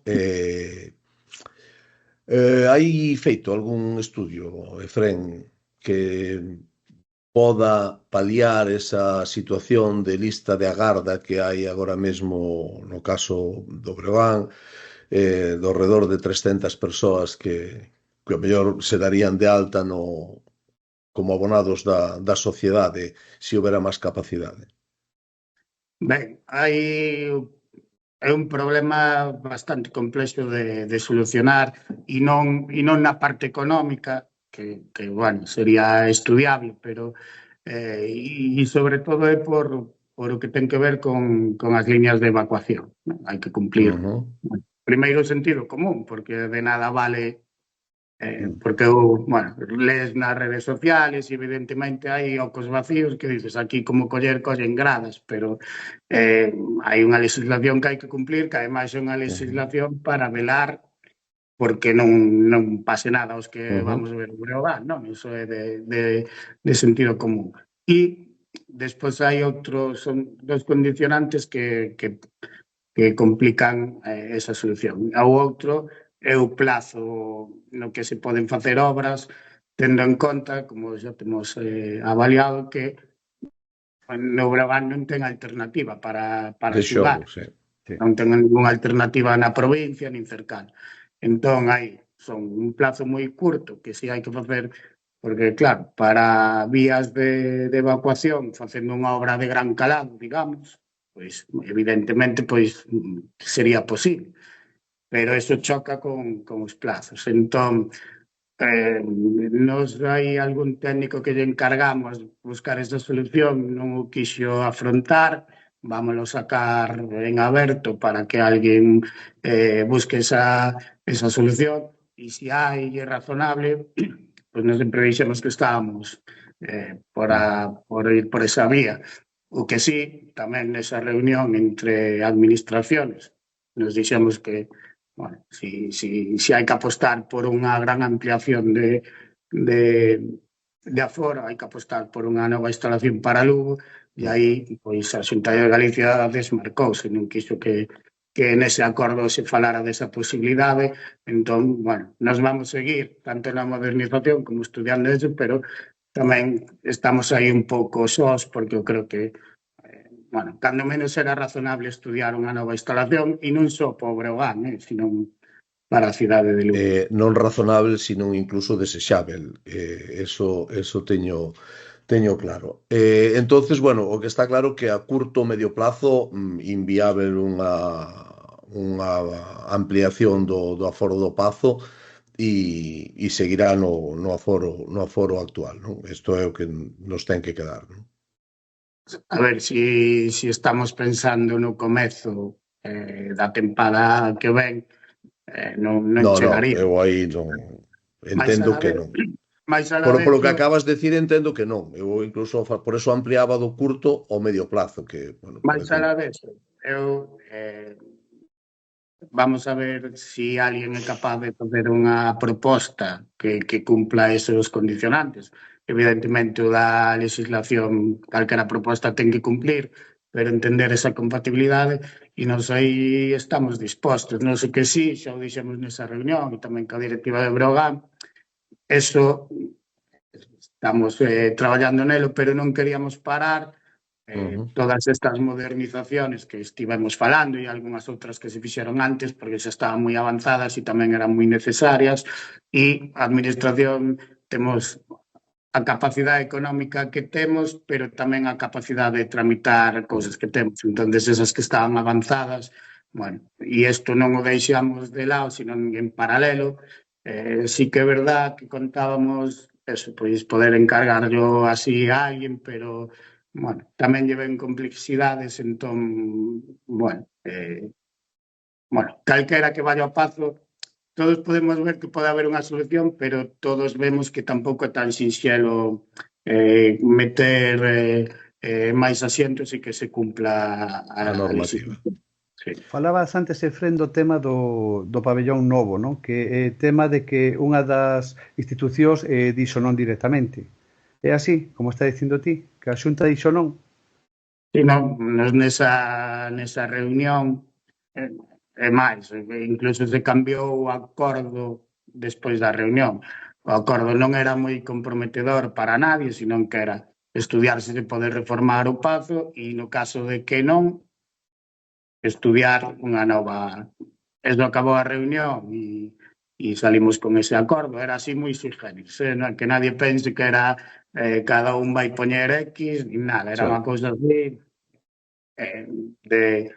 e despois hubo chamadas e pediuse nos sacar esa anoxo concello, sacar esa frase e sacouse, pero tampouco era. Eu creo que a nadie se lle pode, a ningunha administración, digo por ser tamén xusto, Eso, si vamos a apostar por unha nova instalación, é algo que leva tempo e habrá que sentarse e ver, Eso. pero aí, nese momento descartamos parar a nesa miña vía. opinión, se me permites, é clara nese sentido, sempre foi. O que non se pode agardar é que o Pazo se caiga a pedazos para plantexarse facer outra edificación que cubra as necesidades. Quer dizer, a marxe de que se poda facer ou que se deba de facer. O que non se pode, eso non se fai en 2 días e evidentemente a instalación habería que empezar a planificala con tempo porque leva os seus anos facela. Pero bueno, eso xa é outro cabalo de batalla. Eu por ir rematando xa, aínda que non é exactamente o Pazo, si está pegado, e é o anexo, isto, Efrén, está resultando un auténtico dor de moas, non? Esta pequena instalación que está aí, non? Porque se acometen melloras e volven a xurdir problemas, non? Eu aí teño que correxir, porque... Corrixe, sí. Esas están. Mira, nesta tormenta, que foi unha das tormentas, que non foi unha tormenta normal, aunque no anexo se centraron os máximos comentarios e algún vídeo e tal, a realidade é que se suspendeu a actividade deportiva en todos os pabellóns municipais, que non eran os grandes pabellóns, porque tuveron problemas ca tormenta, e en cambio o anexo, ese día, porque eu estaba ali, entrenouse con normalidade, e o día seguinte que había competición, tamén a houbo con normalidade.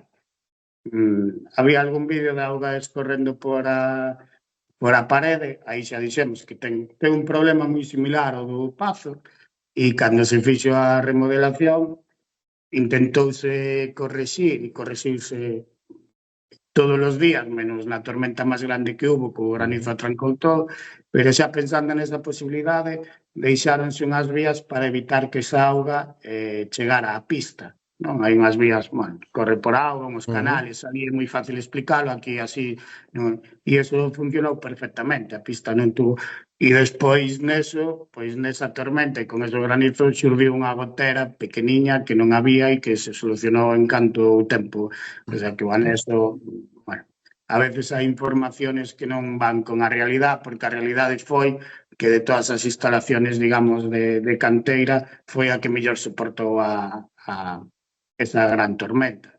E, curiosamente, foi a que máis focos recibiu, pero que as outras cerráronse. E a nosa, pois, estuvo funcionando.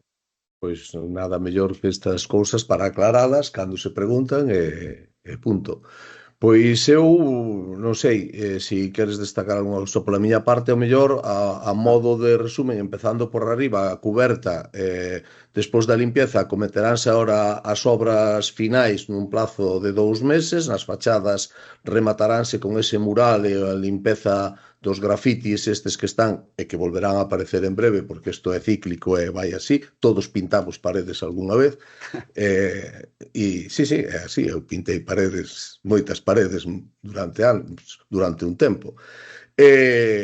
A pista vaise a cometer un traballo de mellora na pista, vaise facer unha pista moderna, visualmente distinta, e o videomarcador. Si me quedou unha pregunta aí, o sistema de son, este que estaba alugado, evidentemente creo que o plazo además cúmplese ahora en maio, eso xa se devolve, ese sistema de son vai ir incluído no videomarcador, non?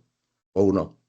Son 2 contratos diferentes, porque as empresas especializadas non son o mismo, pero si vai ir, teñen que ver, porque cas cargas e todo eso tivemos que facer un cálculo de o que pesa unha cousa e a outra, e van un pouco en paralelo, pero aí tamén por máis alá do aluguer, hasta que este o definitivo, pois vai haber outra solución, pero os plazos para o definitivo son iguais ou similares, non é a mesma licitación, entón pode variar un pouco, ou similares os da pantalla, e aí tamén é onde irán os xogos de luces de espectáculo. Pois entonces... Creo que así se me entendeu, non? Sí. Entonces aí, para o principio da temporada ou pasada 1 ou 2 xornadas estarán en funcionamento. ou a ampliación se nos queda é imposible a curto plazo acometela, veremos se a medio plazo se lle pode dar unha solución e bueno, creo que pola miña parte pouco máis que A mí engadir. quedame varias cuestións que preguntarle, pero vamos un pouco organizados. Entón, Fred, falemos de diñeiro, de investimento. Canto é a partida nesta operación desde o día de xuño, máis o que estáis facendo a cuberta no Pazo Universitario? A ver, digo, si nos referimos a pista, cuberta, videomarcador e sonido, é a pregunta, máis ou menos, ou... É moita máis sobra, pero como queiras ti. Creo que falaba de todo incluído. Como queiras desglosar todo. Bueno, de todo incluído, e tamén, bueno, podo pasarvos o detalle, pero estamos falando de cerca de 1.300.000 ou 1.400.000, depende de se alguna cousa imputamos a este exercicio pasado, pero as cubertas vámonos aos 600.000, videomarcador máis sonido, non temos o orzamento definitivo, pero entre as dúas cousas tamén van rondar os 400.000, 40.000 euros da barandilla, a pista son tamén sobre 30 e pico mil masiva, o sea que por aí andamos, achegámonos máis aos 2 millóns que e aí tamén si queréis, estamos falando de presente ou de futuro moi cercano, aí tamén falando dun futuro. Se falamos de temporadas, pois para a seguinte tempada, unha, pois o que estamos falando de estudiar eso do aforo, e se é posible, pois tratar de que se non vai estar para esta, que este para a seguinte, e tamén algo que eso sí que se vai facer sí ou sí, que xa estamos empezando con algún diseño, que é a modernización das zonas comuns, que son, pois, os baños e tal, que están operativos, digamos, e decentes, pero tamén pois teñen a solera que ten a instalación e, bueno, tamén creemos que sea unha parte que tamén, bueno, hai cousas importantes de fundicionalidade, pois de accesibilidade ou de cambiadores para nenos que na época non se poñían e cousas así, e outra tamén estética, pois que tamén, e eso falamos de futuro cercano, pero sí de preparalo agora para que poda estar implementado para a seguinte tempada. Teño unha pregunta que me rebotea todo o tempo a cabeza, non? Inversión de máis de 1 millón de euros pode afectar na próxima tempada no que o patrocinio o Río Brogan ou o Ensino? Ou Estudiantes, no seu caso? Nos, sempre o digo aquí, é algo que é evidente, o diñeiro é finito e é unha caixa común, pero non sei que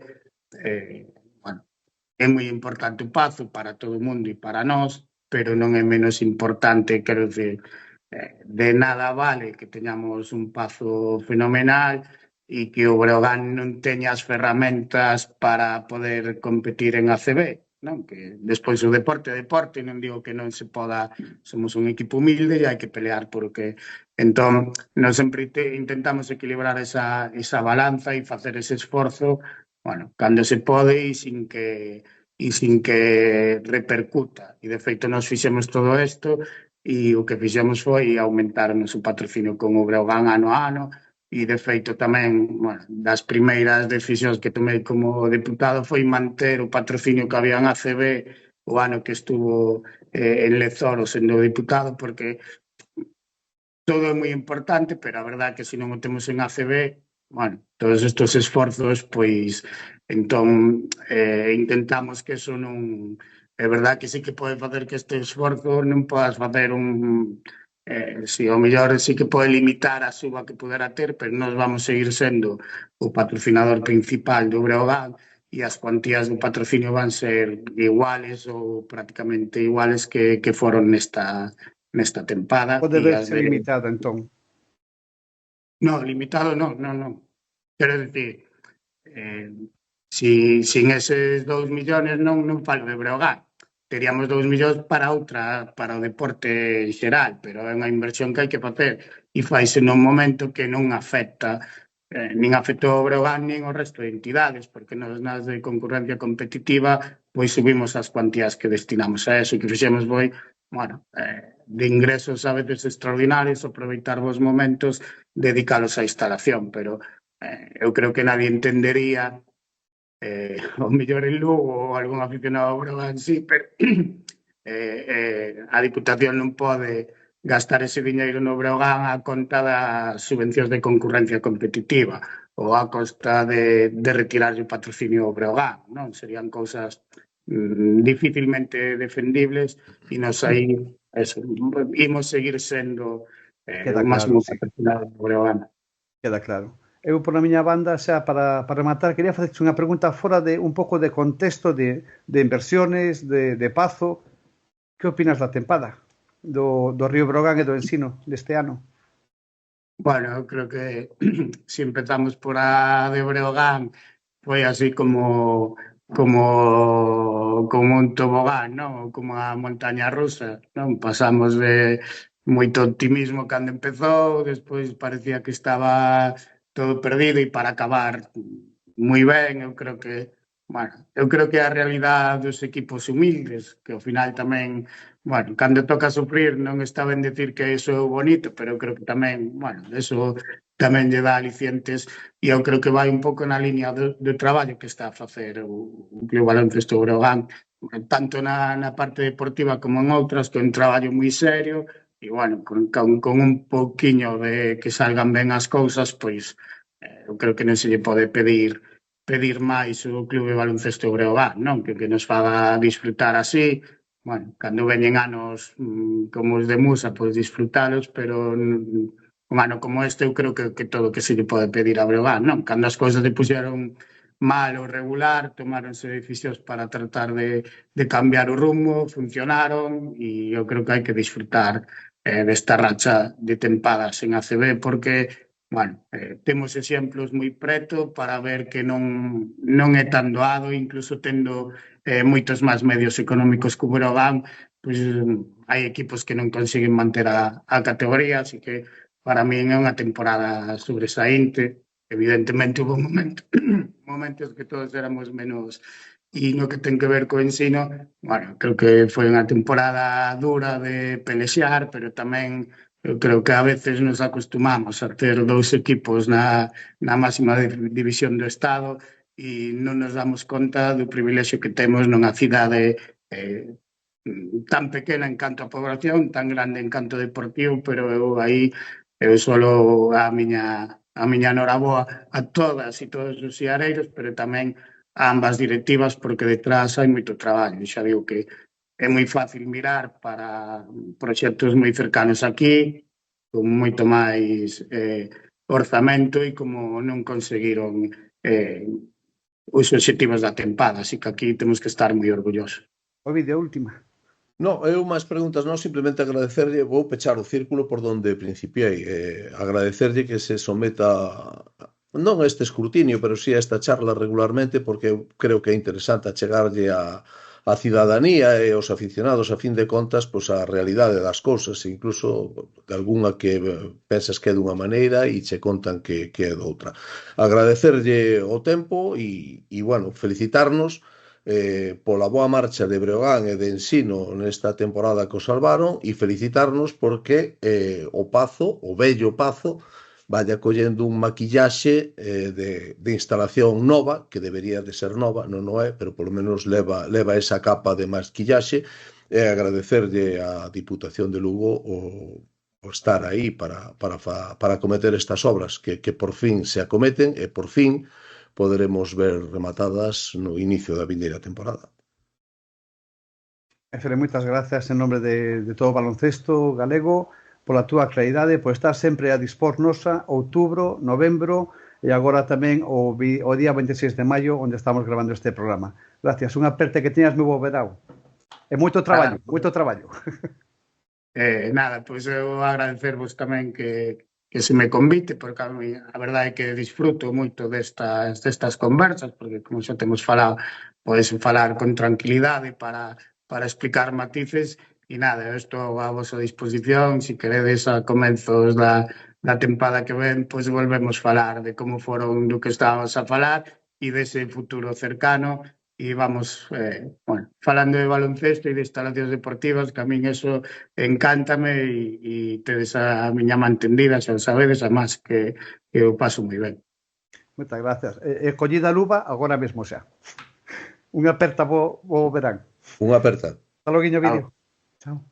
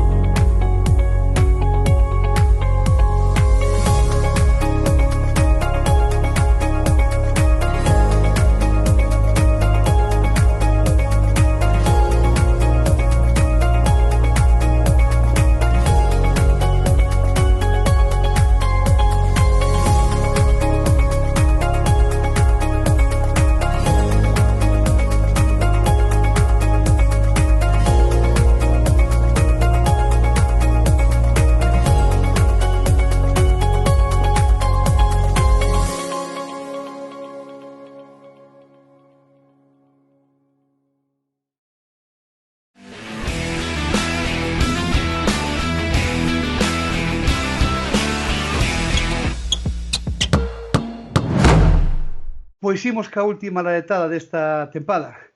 Gustaríame facer un agradecemento aos nosos rostres de luxo. Como vedes en pantalla temos a dous deles. O músico tranquilo con partitura de seda nas entrevistas, paciente, talentoso, quen será, e escritor de moitas das sinfonías das nosas laretadas. Roberto Anidos, moi boas. Como estás? Bueno, vaya presentación, esto parece los Rolling aquí. Isto ao principio nada máis, logo xa Pensei que estabas falando do vídeo. Sí, seguro. E temos tamén o retranqueiro e directo, ca súa visión obxectiva e harmónica fai de información e das entrevistas un lienzo que calquer pintor querería asinar. Ele é Ovidio González, como sabedes. Moi boas, asino eu eso, desde a primeira letra ata a última. Bueno, unha longa tempada, non? Digo eu, en ACB. Sí, unha tempada... Bueno, para uns entendo que máis longa que a outras, a min sobraronme afortunadamente unhas xornadas, parece que xa rematou hai un par de xornadas así, e aínda queda por xogar outro partido este venres, pero sí, bueno, unha tempada máis e en Lugo obxectivos cumplidos, non se pode pedir moito máis. E por Coruña a volver a arrancar o antes posible, de feito a campaña de socio Robert vai como un tiro, non? Sí, o primeiro día, as primeiras 24 horas 1.600 xeareiros, seguramente son os xeareiros de sempre, ¿no? Agora, digamos, subir desta cifra para arriba o gallá se cheguen a esos 4.000 que se falan para poder seguir a xogar no Coliseum, que creo que é un dos obxectivos do ano que ven, ¿no? Para que este leima siga mirando hacia arriba. Eu quedome co hermanamento entre as aficións tanto no Pazo como despois no Coliseum. Tremendo. Sí, a verdade é que foi unha temporada, bueno, Breogán de sempre que foi a xogar a Coruña, pois é un territorio amigo, digamos así. Nunca houve maiores problemas, nin incidentes, nin cando veu Leima a Lugo, e non ten por que habelos, e iso ten que ser o normal, e ten que ser a normalidade. Sí, eu creo que tanto a nivel de directivas como de aficións, pues, foi, penso, unha temporada moi loable. E en realidade, bueno, o Breogán sempre acolleu ben aos equipos de fora dentro da intensidade que lle queira exercer a cada encontro, defendendo os intereses das súas cores, e o Leima Coruña, tanto en Lugo como os de Lugo aquí, sempre ha habido moi bon ambiente fora do pabillón, fora e dentro da cancha, por exemplo, outro día en Abu Dhabi que se xuntaban os de Olympiacos e os de Panathinaikos, sempre había que estar con policías ao rededor para que non se xuntaran, de cada pouco había leiras, e aquí, pois nada, por sorte, pois eso non existe, e ten que ser así. Está claro que cada un quere que gañe o seu, pero logo eu creo que está en xogo o baloncesto en Galiza, e está en xogo esa visibilidade que a Liga ACB dá moita visibilidade. A primeira vez menos, pero a ACB é un escaparate mundial e, polo tanto, para o baloncesto galego no mundo, non? E seguimos ampliando o equipo. Andrés Cachalvite, as súas comunicacións inverosímiles en Lalín, Londres, aeroportos, arrodillado para moitas veces sufrindo a mala racha do equipo a chegar á idea do equipo das Burgas e, como non, das arbitraxes de primeira fe. Andrés, canto recorrido, canto recorrido. Cantos kilómetros e cantos disgustos esta tempada. Madre mía, que desastre. Sergio Del Pon, coa súa visualización global, aquel enamoramento do COP, o padecer co seu obra, sempre foi un paso por diante do que sucedía no club santiagués, hai que recoñecerlo. E as súas lecturas sobre a CB, Leima, Hebreo, con ese chisco de retranca galega dun quirogués entrañable, sincero e con mayúsculas un xornalista. Moi boa, Sergio. Joder, vou chorar. Hola. Trae un pouco de vino de quirogués, xa está, veña. Moi boas noites a todos. Como foi a cousa? Teño que dicir que eu é o único xornalista, que ao mellor estou agora, que lle deron unha camisola no centro da cancha no SAR pola súa trayectoria e polo agarimo que lle teñen ali. Creo que é porque non mo volvían a ver por ali, entonces deronlle camiseta, bufanda. Non foi no centro, Robert, gracias por recordalo, foi nunha esquina. Dous tipos bastante cabrós, como son Pepe Pozas e Alberto Corbacho, que foron os danzantes da historia, pero tamén despois de acabar ese acto, fixeron outra entrega de outra camiseta na sala de prensa. Alguén viu que me iba a dar esa camiseta. A da sala de prensa creo que non estaba preparada. Creo que sobre a marcha dixeron, coño, que este lle dan... Estou moi agradecido polas dúas camisetas. E rematamos as presentacións co que o roster que nos queda do equipo, o que se ve e o que non se ve. Paco Trigo, horas e horas visionando partidos e cotellando estadísticas para facer da súa análise da xornada CB e Primeira Federación, a verdad, moitas veces unha excelencia literaria deportiva. Moi boas, Paco. Hola, moi boas tardes. Hoxe non hai papeles, nin hai estadísticas, nin hai nada, non? Hoxe nada. Hoxe descansamos de números, sí. E libramos falar do Obradoiro, non? Andas perdido entre papeles. Que gustaríanos máis falar noutro sentido, non? Pero, bueno, é o que hai. É o único tío serio da reunión. Temos conosco a parte que non se ve. A parte, a máis, se me apurades, máis importante, a edición de todas as falcatruadas que facemos. El é Rafa Sabueiro, de RS Provídeo, e o noso produtor. Rafa, o pero vai caendo, pero é por culpa nosa ou como vai a cousa? Boas tardes. Boas tardes. Es por culpa de la sala de máquinas, que hace mucho calor y se me va cayendo el pelo. Somos inocentes, entonces, por una vez somos inocentes. Ni más ni menos. La experiencia, Rafa, cuéntanos un poquito. ¿La experiencia? Sí, con esta mala gente que andamos aquí. ¿Qué quieres, que dimita ahora en directo o no hace falta que dimita en directo? Tal cual. La experiencia muy chula. Yo ya conocía a dos grandes personas como son Sergio y Ovidio, de haber trabajado con ellos, de haber, como espectador de Televisión de Galicia, haberlos escuchado durante muchos años y tener el lujo de haber trabajado con ellos en directo y ahora en esta nueva experiencia. A ti, José, no te conozco personalmente, pero ¿cuántas veces hemos hablado desde el primer programa? Pocas, ¿vale? muy pocas. Las previas, el post-programa. Todo. Cada 5 segundos pasaba algo y había que resolver y después a Roberto desconocía su trayectoria totalmente. Normal. Totalmente, y la verdad que encantado de encontrarlo por aquí. A Paco tampoco lo conozco personalmente, pero siempre me manda antes de sus laretadas y de sus análisis todas esas previas los domingos. Y Andrés tampoco lo conocía. Y ya, bueno, encantado de estar por aquí. El proyecto me parece fantástico. Ya cuando me lo planteaste me pareció una pasada. Y creo que poco a poco lo hemos ido perfilando, puliéndolo bien y yo por lo menos estoy muy satisfecho con él. Pues eso es lo importante. Vamos a ver ahora la careta de un programa que en su momento se llamaba Todo Básquet.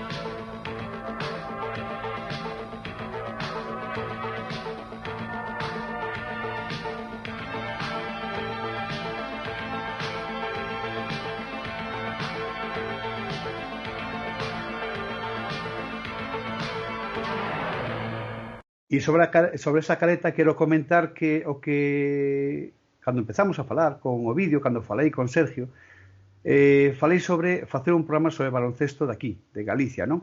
Sergio en su momento deulle como un volco ao corazón. Evidentemente non ten nada que ver un programa con outro, pero o noso interese único era darlle, pois eso, visualización ao deporte que se está facendo en Galicia no eido do baloncesto. É así, non, Sergio? Cando falamos do nome, deuche un pouco un volco, non? Sí, veume moitas cousas ao recordo, unha delas a ter que aguantar outra vez o vídeo, pois sempre te dice, bueno, pois joder, outra vez este tipo, despois de horas e horas, días e días e anos, pois volvernos a topar para discutir e bueno, pois foi un pouco unha ilusión, sí, non ten por conocer que foi unha ilusión, sobre todo que o programa se chamara O Noso Básquet, non? Foi unha idea que non se nos ocurriu o vídeo, cando fixemos o Todo Básquet. Bueno, a verdade é que era moito máis global. Decir que era o noso. Que era o noso. Bueno, pero do todo, porque sí, porque era, evidentemente, aquel programa abarcaba todos os eidos do baloncesto, non? Non só o galego. Sí, o meu único problema foi poder entrar na trebellada esta de videoconferencias, de las claves, dos fondos, de non sei que tardei 3 meses, non? En pollerme. Eso que eu foi un tipo moi espabilado. Cando foi a digitalización da tele era o número 1 en dominar o edificio. Digitalizar con el dedo. Eu que fui un instructor na digitalización en todos os avances tecnolóxicos que hubo na televisión de Galicia ata agora, cando se pasou de máquinas de escribir a aqueles ordenadores negros con letra verde e tal, eu participei absolutamente en todos os cursos de formación dos saltos tecnolóxicos que deu a tele, incluída a digitalización, que foi o meu último traballo na tele hasta que me xubilei. Teño que dicir que Del Pon poñelle moito interés. E hasta aí. Eu que quero dicir é que Sergio e o vídeo deixaron de ser xubilados porque, Deus mío da miña vida, as veces que fora de horarios que teñamos programados, tanto o vídeo como Sergio, como Robert, como Andrés, como Paco en su momento, fixemos grabacións fora totalmente de horarios. Eu lembro agora mesmo, por exemplo, o que foi gravar a liada de toda unha semana para os derbis galegos. Luns, martes, mércoles, xoves. O prove de Rafa, que mandas hoxe, pero hoxe non hai nada. Eso foi un sitio. No hai nada entre comillas, Eso foi un sitio. Pero horas e horas e horas e horas e horas. Agradeceros eso en concreto. Pues a Sergio e a mí pouco que agradecer. Aí agradecer é máis a parte activa aínda. A Robert, a Andrés, a Paco, a ti mismo, que tedes que aclimatar horarios da vosa vida laboral a isto para sacalo adiante, que eu creo que aí radica moito o mérito, quer dizer, porque Del Pon llevo, a fin de contas, pois estamos varados xa, somos ballenas que están varadas, e para nós volver a isto é un pouco de, bueno, pois hasta retomas algo de actividade e tal. Os dous comentamos na SER, ou ás veces escribo algo tamén, pero tiñas deixado da man isto. O mérito real é o que facedes vos desinteresadamente, sacar horas e horas do voso traballo, das vosas familias para facer isto, amigo, eso Corraco. Robert, en horas de chollo polas mañás, lémbrate, oye, temos hoxe para gravar a tal, a ver como amañamos, lémbraste? Bueno, en realidade eu creo que cando se me ofrecéuseme entrar no programa, para min foi un auténtico honor dende o minuto 1. Ovidio e Sergio, eu sempre acordome que eu vía a NBA na Galega e o retransmitía Sergio, non? Anotaba Michael Jordan o vídeo. No, pero Sergio tamén, os dous, non? Moi Sergio pouco. Eu facía a retransmisión do baloncesto americano, NCAA masculina, femenina e NBA. Tiña un programa, dirixía un programa que era o Super Sport, se chamaba, e era donde iba... No, pero iba a falar dos dous. Estaba a recordarme dun partido en concreto, porque eran unhas finais, as semifinais, as finais de conferencia contra os Pistons, aqueles Pistons que non facían máis que pegar tortazos. Entón a mí encantábame escoitar en galego como pegaban os Pistons tortazos os Chicago Bulls, non? Entón eu sempre me acordo diso. Estar neste programa para min é un auténtico honor, primeiro porque hai un equipo moi bon, logo porque non foi un ano doado. A min, cando termina un ano que non foi doado, lle dou moita máis importancia, porque cando hai unha tempada sinxela, que todo vai ben e que non hai problemas e que tal, pero si houbo problemas, si houbo moitas cousas que a mellor a xente non é que estemos enfadados uns con outros, moito menos, sino que de cousas técnicas, tácticas, YouTubes e demais. Entón, cando remata unha tempada que pudose sacar adiante, pois é un orgullo para todo o equipo. E xa para rematar a miña exposición, eu estou un pouco enfadado porque eu... Comiches a carne de camello, claro. É por eso. No. Estou un pouco enfadado porque levo 16 anos con Piratas del Básquet, aunque Rafa non me conozca. E... No, espera, que non es por ti esto. E... Agora vou aos sitios e me recoñecen e din, eres o noso básquet. Entón, isto fala moi mal de Piratas del Básquet. E depois outra cousa que quería agradecer antes de falar que falen Andrés e Paco, non? Por exemplo, a entrevista para valorar o traballo de todos vos, non? A entrevista, por exemplo, con Moncho Fernández foi unha exclusiva para Galicia, dito pola xefa de prensa. A entrevista con Jonathan Barreiro foi máis do mesmo. A primeira que deu para Galicia nos últimos 2 anos. Creo que eso dá moito en valor ás persoas que fan as entrevistas e que estades aí día a día. Eso para mí é moi importante, non? Esa ventana aberta para mí é moi importante. Porque hai moitos medios en Galicia. Ou moitos máis posibles que nós. Eu creo que é moi importante eso. E logo abrir a casa de Allariz, a primeira vez, agora rematar con Porriño, visitar os clubes de canteira, non sei, moitas cousas, non? Eu xa dixen un programa que para min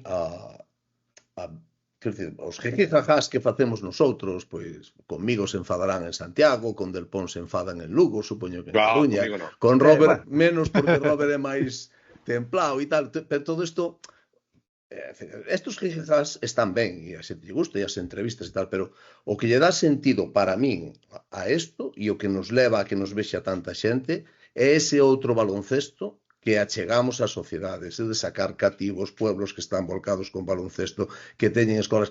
Todo isto que non ten entrada en ningún sitio, nin ten donde percutir, nin visibilidade, todo isto, para mí, é o que realmente lle dá sentido e é a chave do éxito, que de ser probablemente un invento que o sigan, non sei, 10.000 personas, pasas a ter os pinchazos brutales de 200.000 e cousas destas.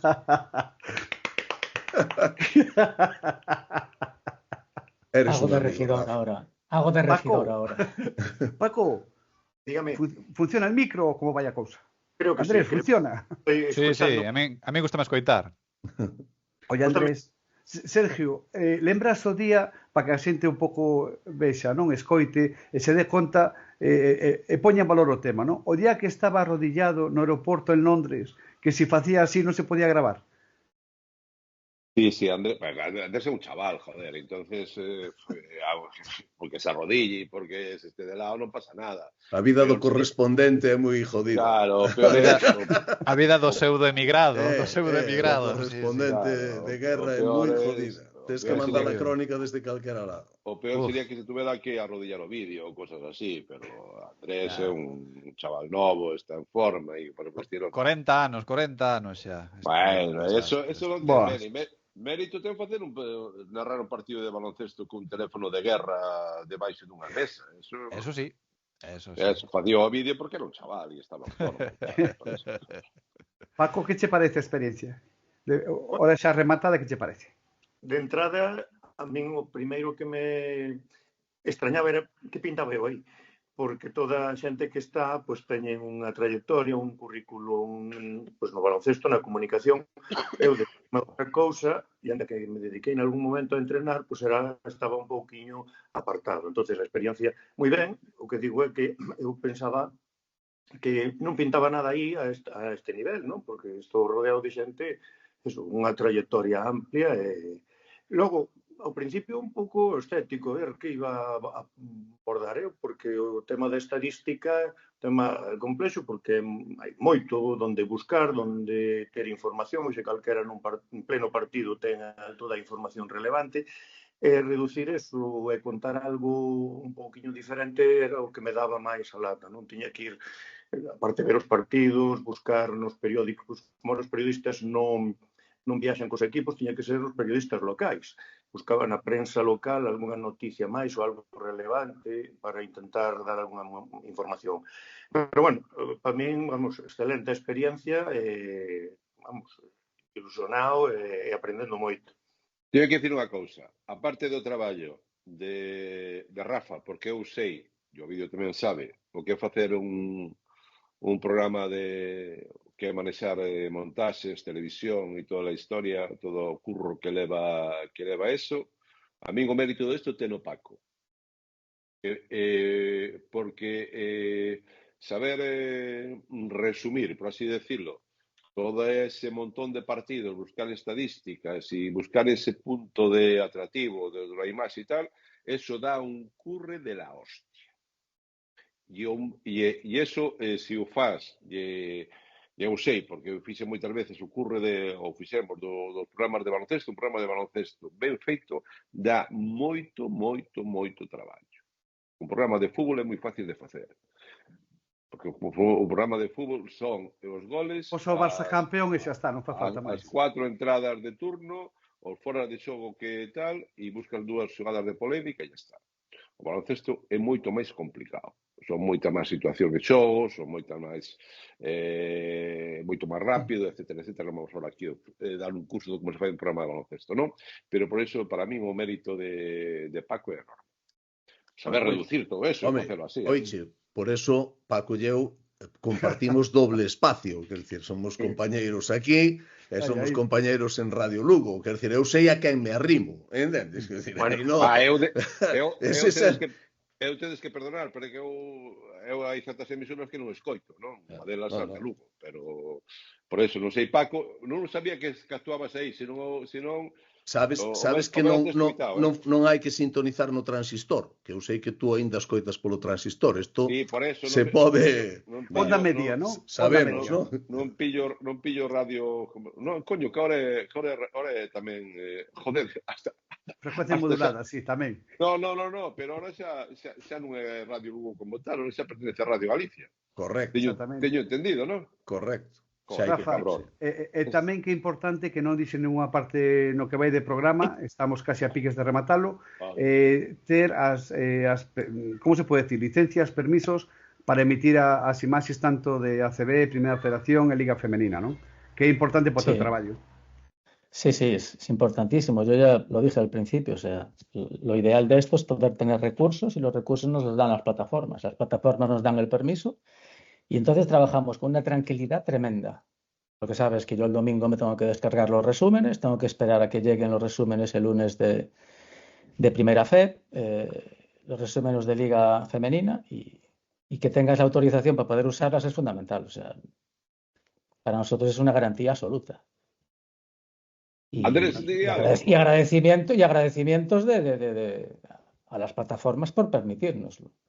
Qual foi o momento, Andrés? Fala aí, veña. Sí, non, bueno, para min é un motivo de ledicia estar con vos. Eu xa estaba noutros temas, eu fixen 11 anos o Club Ourense Baloncesto co meu compañeiro Jorge Ron e con Dani Montero. Agora mesmo xa nin estou relacionado coa prensa directamente, estou no outro lado, non? Son eu o que aguanta agora os xornalistas. Entón, somos moi jodidos, a verdade, a verdade é que é complicado. E para min foi, acórdome cando me chamou José, que iba de camiño ao aeroporto, precisamente. Raro. E a verdade é que foi un motivo de ledicia. Levaba tempo pensando en que botaba de menos escribir, porque pasa unha cousa, supoño que a Sergio, ao vídeo, bueno, a todos pasavos que cando estades dentro estades un pouco aburridos desa dinámica, pero cando saes dela é como que te falta algo, non? E agora mesmo pois adícome máis a repartir xogo entre a prensa e a darlles o traballo máis cado que a buscar eu a noticia ou a opinar. Entón, a raíz deso, pois casualmente a Voz de Galicia puxose en contacto comigo para que escribir unha columna de opinión, que foi un auténtico descalabre de desgracias, porque creo que solo en 14 partidos, creo que solo falei dunha victoria, unha cousa así. Entón, bueno, acórdome que Moncho dixo que sí, que lle sonaba de algunha historia, entón, bueno, eso está ben. Entón, para min, pois nada, pois realmente moi ledo de estar de novo falando de baloncesto, que é o deporte que me gusta a min, xunto co automobilismo por tema familiar, é que un placer e unha honra aprender de Sergio e, sobre todo, bueno, un pouquiño de pena por lo que pasou do Obra, pero outra parte covista non me dá pena, demasiada pena tampouco, pero entonces, nada. Estamos aí, o ano que ven, pois 3 equipos en primeira febe, unha viaxe menos, que eso é importante. Temos unha excusa máis para xuntarnos e ir comer ou ir cear ou ir Eso tomar pronto unha caña. vai. Cando as xendas se xunten, temos que facer unha comidiña que xa está falada ademais, o tema da comida, eso simplemente é buscar a data que se poda facer. Sergio, tocamos algún tema competitivo ou deixámoslo correr xa hoxe? No, non hai a restora, non sei, cando se emite o programa se habrá algunha novidade. Eu me imagino que nesta semana vai haber terá que haber algunha decisión no Obradoiro e todo o mundo, pois, a afición de Santiago está a expensas, máis que a expensas, está a expectativa da decisión que pode tomar Raúl López. Ao acabar o partido en Palencia, pois, estuvo cos aficionados, os aficionados se dixolle que se iba, pero, bueno, que coñecendo a Raúl en quente, se sabe como actúa Raúl, pois non sei se agora creo que martes había reunión do Consello de Administración e, bueno, me imagino que terán que tomar unha solución rápida e, bueno, e ahora me imagino que o máis lamentable de todo isto, ao marxen do resultado e tal, esperaba que non se me olvidase, foi a acción que pasou no partido no último partido de Palencia con o impresentable del Baulet do xogador increíble de Palencia. Increíble. Pulle facer moito dano a Rubén, o preparador físico do Obradoiro. Rubén tivo que ir ao chegar a Santiago, pensou que non era nada, tivo que ir ao médico, bueno, a cousa quedou aí, pero unha espalda bastante tocada. Bueno, ninguén, pois, ni se parou o partido ni nada.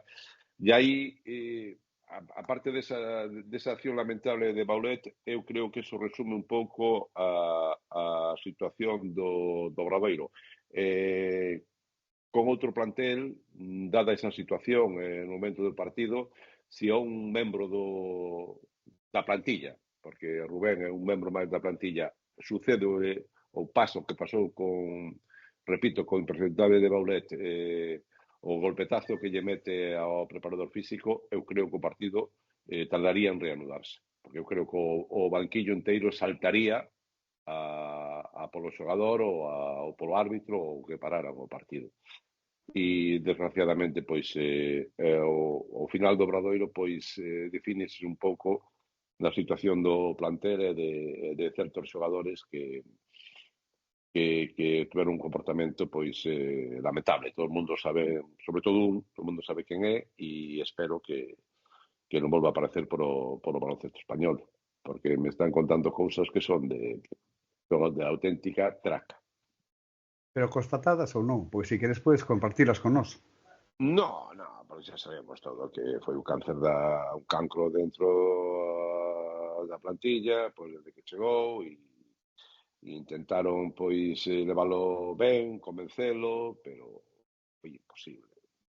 E hoxe aínda pois cando fun ao colexio xa a recoller os meus netos e tal, e xente que se acercou e me dixo co viran o día anterior dun partido, pois que non estaba na súa casa a certas horas da noite, etcétera. Entonces, ahora empezarán a salir o que pasa sempre, os trapos sucios e, pero sobre todo no plantel había un rebote tremendo con este xogador que Balbi.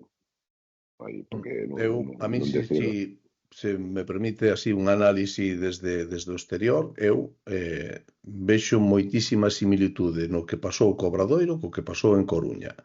Unhas malas decisións na planificación da plantilla, unha toma de decisións a mitade de temporada desafortunadas, cas incorporacións que se fixeron, actuación no vestiario cando houbo problemas no vestiario, e todo eso desemboca no que desembocou. O de Juanpi Baulet ten toda a razón del pon, eso é un impresentable, todo eso é certísimo, pero a realidade é que... É un pouco resumen, non? Esa realidade. A vida é un pouco, quero resumir un pouco. Sí, que non houve unha reacción do grupo porque o grupo non estaba unido. Eso está claro, pero aí a máxima responsabilidade aí pois é de quen é tanto, para min, tanto en Coruña, creo que houbo vidas paralelas nese sentido. Mala planificación, non intervención, malos movimentos mediada a temporada e non intervención cando houbo problemas internos no vestiario para solucionarlo e tratar de enderezar. E desembocou no que desembocou. Os malos movimentos en cuanto a fichaxes, eu creo que son bons movimentos. O que pasa é a quen fichas. As probas nos remitimos. Trouxemos a Balvin, que estamos dicindo que é un cáncer, lle pagamos unha talegada, e é un tipo que chegou polo vestuario e parece ser que o primeiro día dixo: eu cobro estos decenas de miles de euros ao mes e vosotros sois gilipollas. Bueno, eso non o vamos a considerar un bon movimento de mercado. No, estou dicindo un bon movimento. Tampouco o fichaxe de Brociansky non é un mal movimento de mercado. O que pasa que Brociansky demostrou que é un tipo indolente. Chegou, viu o que había aí e dixo que se arrime Manolete. Quero dicir, lo de Balvin é como Ertel en Coruña, exactamente igual. O sea, meteron... Pero bueno, da igual, quero dicir, estamos de... No, eso está así. Cuando empezas mal e cuando planificas mal desde o inicio e todo se empeza tal, pois que pasa? Aí era non soubo en que categoría se metía, planifica un equipo que eu creo que se sigue con ese equipo, eu creo que incluso descendería, tal como foi a temporada, como os movimentos que houve nesta primeira federación, que eu descoñecía totalmente, que ahora me din conta como é. Eu creo que o Obradoiro hubiera tido problemas incluso para manter a categoría, ¿no? Con ese roster de xogadores que tiña a principio de temporada. Seguimos ca ronda informativa, se che parece. Vai ser noso tempo. Robert, Leima Coruña, campaña asociados, xa falamos como estaba indo, que está indo moi ben. Seguintes movimentos a nivel de plantilla, etcétera, estabilidade? Ben, todo está a expensas de saber quen vai a adestrar o equipo. Ainda non hai nada de forma oficial. Vamos a seguir a pensar se sigue Epi, pois será dunha maneira, e se non porcentaxe? De que siga Epi? Sí. Un 2%. Bueno. Sí. Apuraches ben a cousa. Bueno, por poñer un porcentaxe, sí, por darlle algo. Entón hai que saber que adestrador ven, que filosofía ben, é un equipo novo, non? Hai que fichar a 10, a 12 xogadores prácticamente, non? Isto... Perdona, Robert, que te interrumpa. Pois eu agora aí faría, non me desfaría dunha parte importante da plantilla do Leima, porque demostraron que son xogadores de LEP, ou de primeira federación, como queramos chegar, e non son xogadores ACB. Esa é a gran diferencia que hai entre a Lei e a ACB, porque todos esos 7 ou 8 xogadores, bueno, algúns ahora que non e tal, que ascenderon ao Leima, foron xogadores moi fiables na categoría. É dicir, foi que falamos ao principio, que non son xogadores, non poden ser a base dun equipo para a CB, non? E eu aí, con xogadores que ten o Leima, eu sí me quedaría con... Vamos acurtando tempos. O problema do Leima é que por el fora seguramente intentaría renovar a 3 ou 4, incluso estano intentando. O problema é que estamos en maio, xuño, e os xogadores teñen gañas de aspirar, non? O que xa está en ACB se pode seguir, vai intentalo, se pode gañar un carto máis, valo intentar. Entón estamos nesta parte de mercado, non? Pero sí que é certo que, bueno, xa han falado con 2 ou 3 xogadores que se están a traballar porque continúen, pero agora mesmo incluso non teñen esa perspectiva de que poidan renovalos. Entón, bueno, habrá que pasar. Este mercado vai ser moi duro, este brao vai ser moi duro porque hai moita inestabilidade, non? Entón, non se sabe, primeiro hai que deixar que fichen os grandes, logo os ACBs, logo os ACBs pequenos, logo os primeiras FEF con máis presuposto, logo, bueno, pues supoño que o Leima e que o Obra máis Ourense tendrán que estar atentos, non? Sobre o Leima Coruña, eu, ás veces me preguntan, eu digo, pois, mira, estivemos un ano en ACB, o sea, volvemos ao noso ecosistema habitual, entón, que é xogar na primeira... Como deportivo. Claro, é xogar na primeira FEF, non? Entón, creo Cuidado cando hables del Deportivo. Entón, creo que o Leima non vai pagar esa novatada como o mellor Obra así, despois de estar 13 anos en ACB, baixar é duro. Eu creo que o Leima que volve o seu hábitat, non? E creo que se vai a manexar ben, espero. E seguimos, como decía, outro carrol de informativa. Andrés, xa va casi rematando logo o vídeo, tranquilidade total, non? Nas Burgas. Como dices, Sí, e sempre nunca pasa nada, non? Aquí nunca pasa nada, isto é nin para ben nin para mal. Non, bueno, temos a continuidade do adestrador, hai que ver se hai continuidade do corpo técnico, teño dúbidas. Complicado. Lanzáronse ofertas de renovación, Mendicote deixouse querer nunha entrevista, pero vendo o final de tempada que houbo, dudo moito que se renove a eses 6-7 xogadores que se falaba en xaneiro, toda esta historia mental que se montou.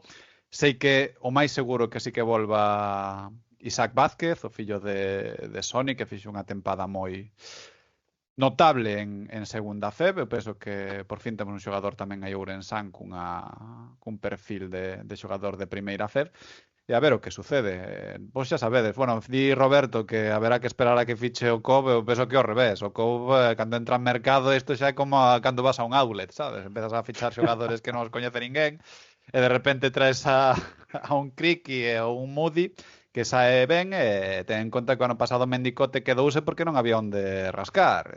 Ao final foi casi o xogador emblema e o favorito da afección. Entón, bueno, sí que penso que temos que facer unha columna vertebral ben equilibrada, que foi un dos hándicaps deste ano do COP, sobre todo na parcela interior, porque todavía me acordo dos partidos que perpetrou o señor Monteiro no seu breve paso por Ourense, o marxe desa patada nos cataplins que lle deron, que deu que falar bastante. Penso que estructura básica, base escolta e xogador interior, cousa que este ano non foron quen de facer. E queda o Río Brogán. Falado por un home de San Roque, do barrio de San Roque de Lugo, se non o sabedes. Fora de murallas, cuidadín. Totalmente. Escapaches dos romanos. Sí. Lugo este ano, a diferencia do que penso que pasou en Coruña, se reaccionou a tempo. Cando se detectaron os problemas, se reaccionou. Se cambiou o adestrador.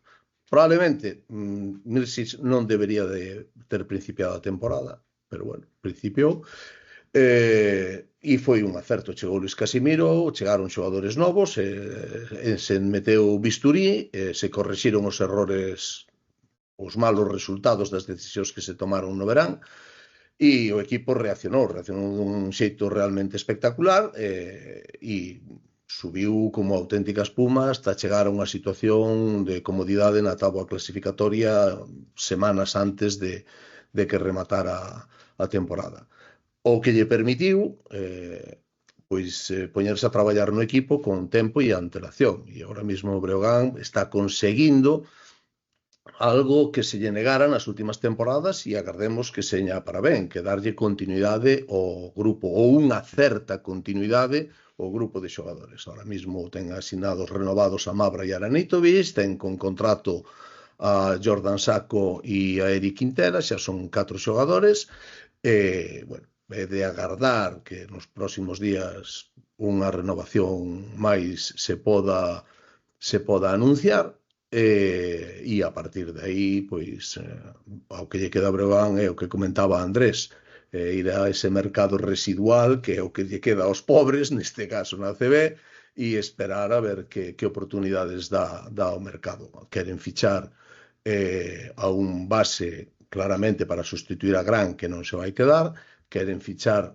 un exterior estilo Hilliard, que con moitos puntos.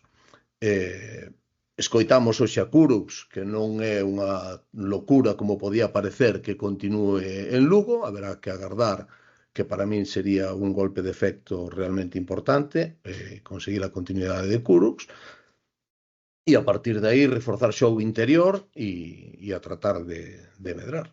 Bueno, unha cousa importante, cando vexades durante todos os programas a Sergio, xa para rematar, mirando hacia arriba porque ten as estadísticas arriba dos partidos e dos equipos, non hai outro motivo. Non ten unha tele nin está mirando.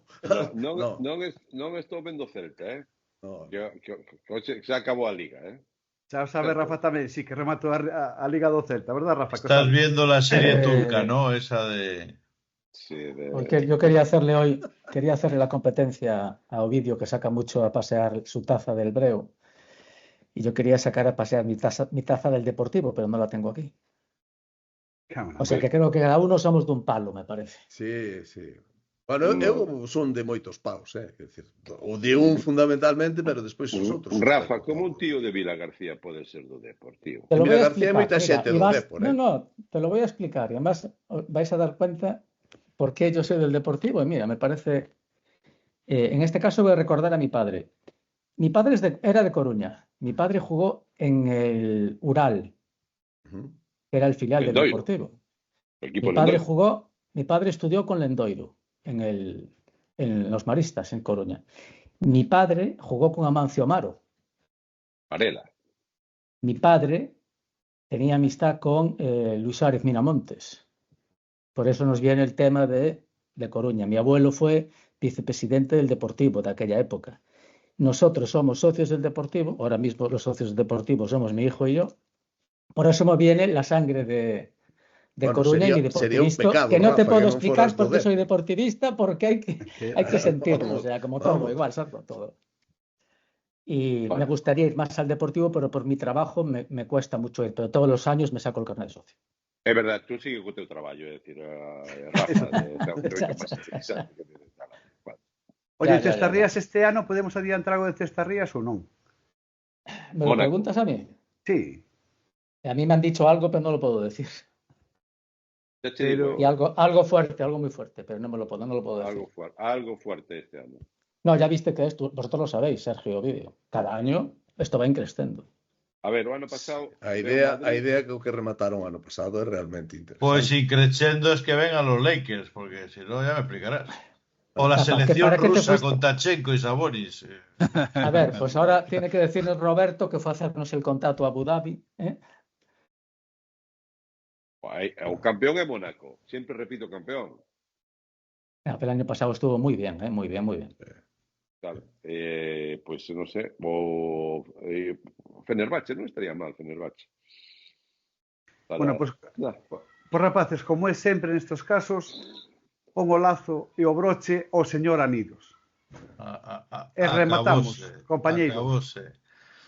Bueno, xa o dixen antes, eu creo que este programa que facía moita falta, moita falla. A mí hai xente que me dicía coño, cuántas audiencias, cuántas, e yo sempre os fixades no mesmo. As audiencias non marcan nada, é unha forma de medir como outra calquera. Creo que en Galiza hai moitísimo baloncesto. En Lugo, na Mariña, no sur de Lugo, Ourense, en Pontevedra, en Vigo, en Coruña, en Porto de Son. Espera, que vou ao final. Que aí saquei o primeiro título de adestrador en Vilagarcía. Hai moitísimo baloncesto. Hai xente que aún recórdase do Ar Ferrol, que lle saltan as lágrimas. O sea, facía falla este programa. Facía falla ver os rapaces, ver a Romai, ver os protagonistas que viñeron todos con gusto, porque querían que este baloncesto, o do pasado, o do presente e o do futuro, que tivera esta visibilidade. Todo o mérito, para min, o ten Rigui. O vídeo foi máis diplomático.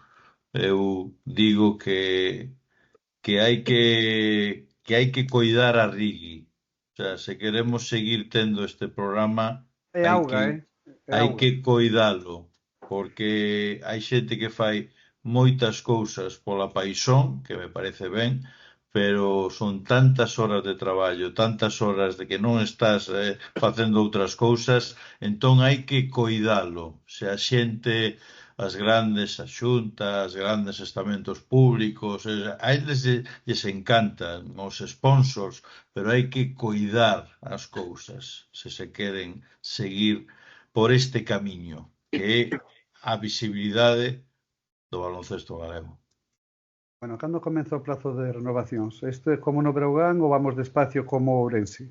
Cando empezamos a falar de renovacións? Bueno, vamos, ahora vouche contar a de Curus de onte. Vamos a tomarnos unos días de vacaciones, vamos a ir a votar. Necesarias. Eu sempre digo o mesmo, seguramente que lle pasarán os meus compañeiros. Eu esta tempada ha sido cansa, moi cansa. Eu canseime moitísimo esta tempada. E máis, canseime tanto que seguramente tomarei decisións, non, en certas cousas. Pero ao final, o dicíades antes, pasarán 2 meses, estarás en setembro desexando que isto empece de novo, non? Isto é así, é unha paixón que é incontrolable, non? Pero o que pode estar, quere estar. Eu sempre o vexo, mira, agora que fun a Final Four da Euroliga, fomos 300 periodistas e dicía, non, es que vai ser en Abu Dhabi que non vai haber ninguén. Quedou fora outros 300, entendes? Eso é así. A xente que estamos aquí, eu creo que para min é un privilexio, polos meus compañeiros, polo programa, pero agora seguramente todos estemos un pouco cansos para tomar decisións, non? Rafa, eu teño unha idea moi boa. Na comida que fagamos, un pouco guiño o presidente Lendoiro, ese día non saímos da comida sin amañar isto. Que che parece? Vale. Lendoiro lo solucionaba todo con comidas, o sea que... Levamos vino de Quiroga e acabamos con cena. Eu estou super orgullosísimo de contribuir a todo o que pasou no Deportivo por un par de cenas no manllar con don Augusto César Lendoiro. Joder, eso O de Ceara contra o Deportivo foi un dos maiores éxitos do meu camiño da tua carreira.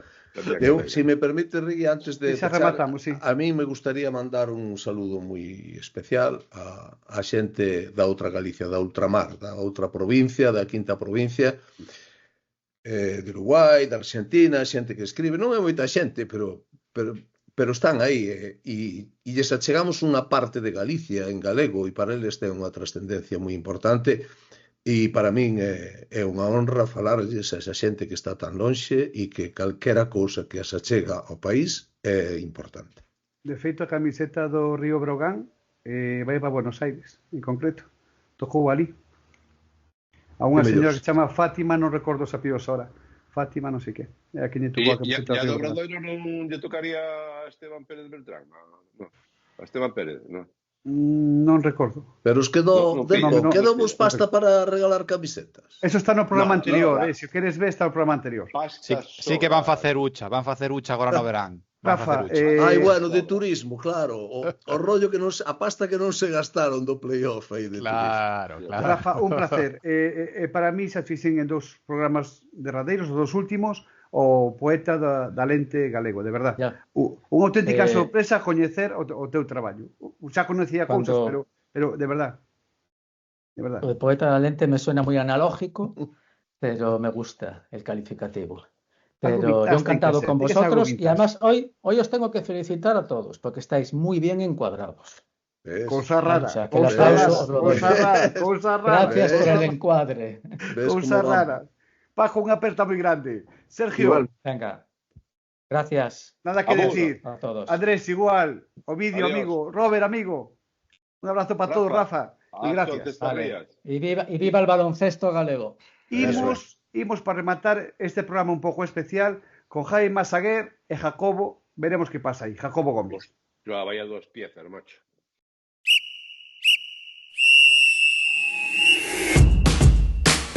A canteira non para. A porta non para. A motivación non para. A enerxía non para.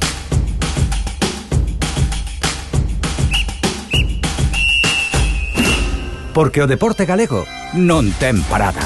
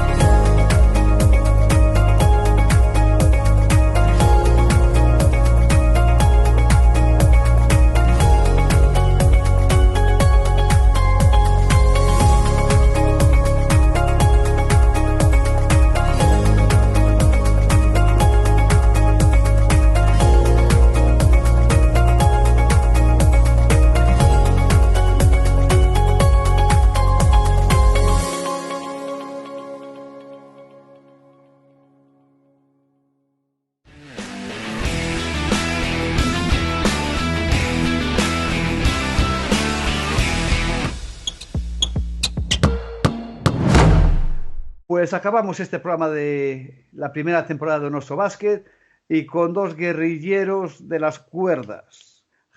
Vocales, nadie piense mal. Jacobo Gómez y Javi Massaguer. ¿Qué tal, chicos? ¿Cómo estáis? Hola, buenas tardes, ¿qué tal? Hola, muy buenas, ¿qué tal? Aquí acabando la temporada y empezando la pretemporada ya, como quien dice. Con el Baxi Ferrol y Jacobo con Breo, que ayer también le dijo adiós a la temporada.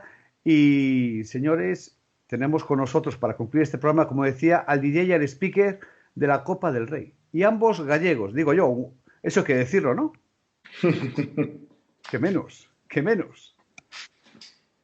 Dale, Javi, que tú tienes más experiencia. Sí, a ver, yo creo que ya no es novedad, ¿no? Que ya es la tercera vez que estamos aquí y que bueno, para nosotros es hablo por mí, pero creo que también por Jacobo, ¿no? Que para nosotros es una honra, ¿no? Y un placer y un disfrute poder formar parte de lo que consideramos que es un uno de los mejores eventos, si no el mejor, de clubes a nivel nacional, ¿no? Y bueno, y representar a Galicia, a todos los clubes con los que trabajamos, bueno, que una parte del Breo, del Baxi, bueno, todos los sitios. Jaco también está en Ensino, yo pues ahora estoy echando una mano también al Parrulo, pues bueno, que todos los sitios donde estemos pues estén representados en ese evento, yo creo que es importante, ¿no? ¿Cómo es un fin de semana vuestro, Jacobo? ¿Cómo es? Un fin de semana Fin de semana. Los que nos rutinario. dedicamos a los eventos. Vamos a decirlo rutinario, sin más.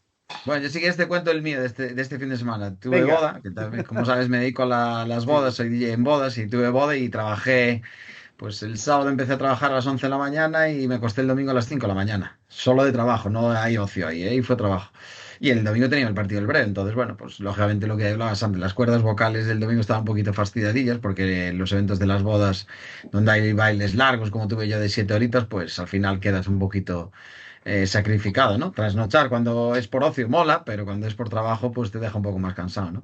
Y el fin de semana fue complicado por eso, ¿no? De mucho esfuerzo, de mucho trabajo y, bueno, cerrando la temporada con el Breo, da pena, ¿no? Porque ahora quedan 4 meses, ¿no? Sin baloncesto, queda la última jornada, lógicamente en ACB, la próxima que juegan en Valencia, pero en casa cerramos la temporada y bueno, faltó solo la victoria, ¿no? Para poner la guinda al pastel, pero bueno, hubo muy buen ambiente, tonos de despedida, lógicamente, en algunos jugadores seguramente, pero bueno, estuvo muy buen ambiente y la gente pues volvió a responder como lo hizo este año en el Pazo y objetivo cumplido, que era lo importante. Javi, entre bambalinas, ¿cómo es una jornada tuya en Baxi Ferrol?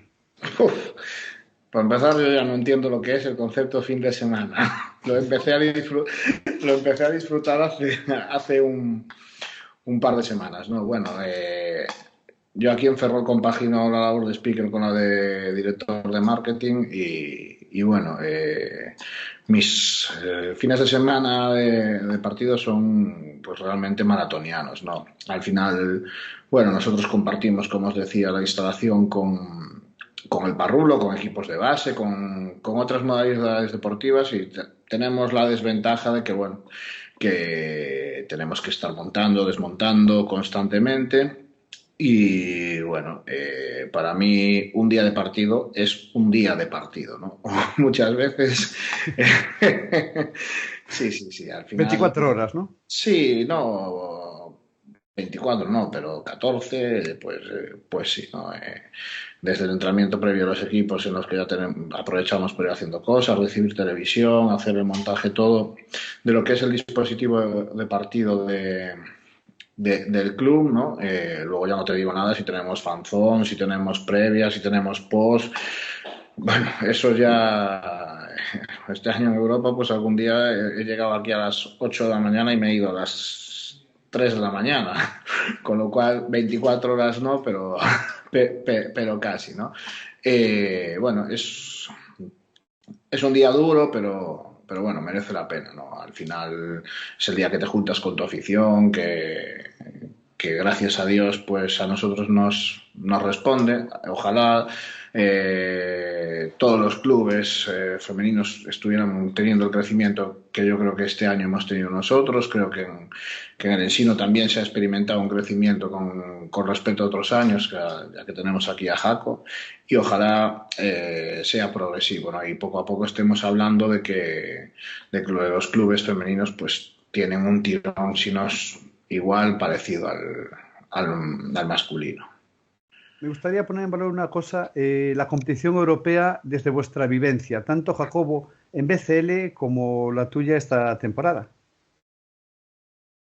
Bueno, yo creo que yo soy de los que estaría a favor, ¿no? Siempre que hubiera más competiciones europeas, en este caso hablando de Ensino, que le tocó jugarlo hace creo que 2 años.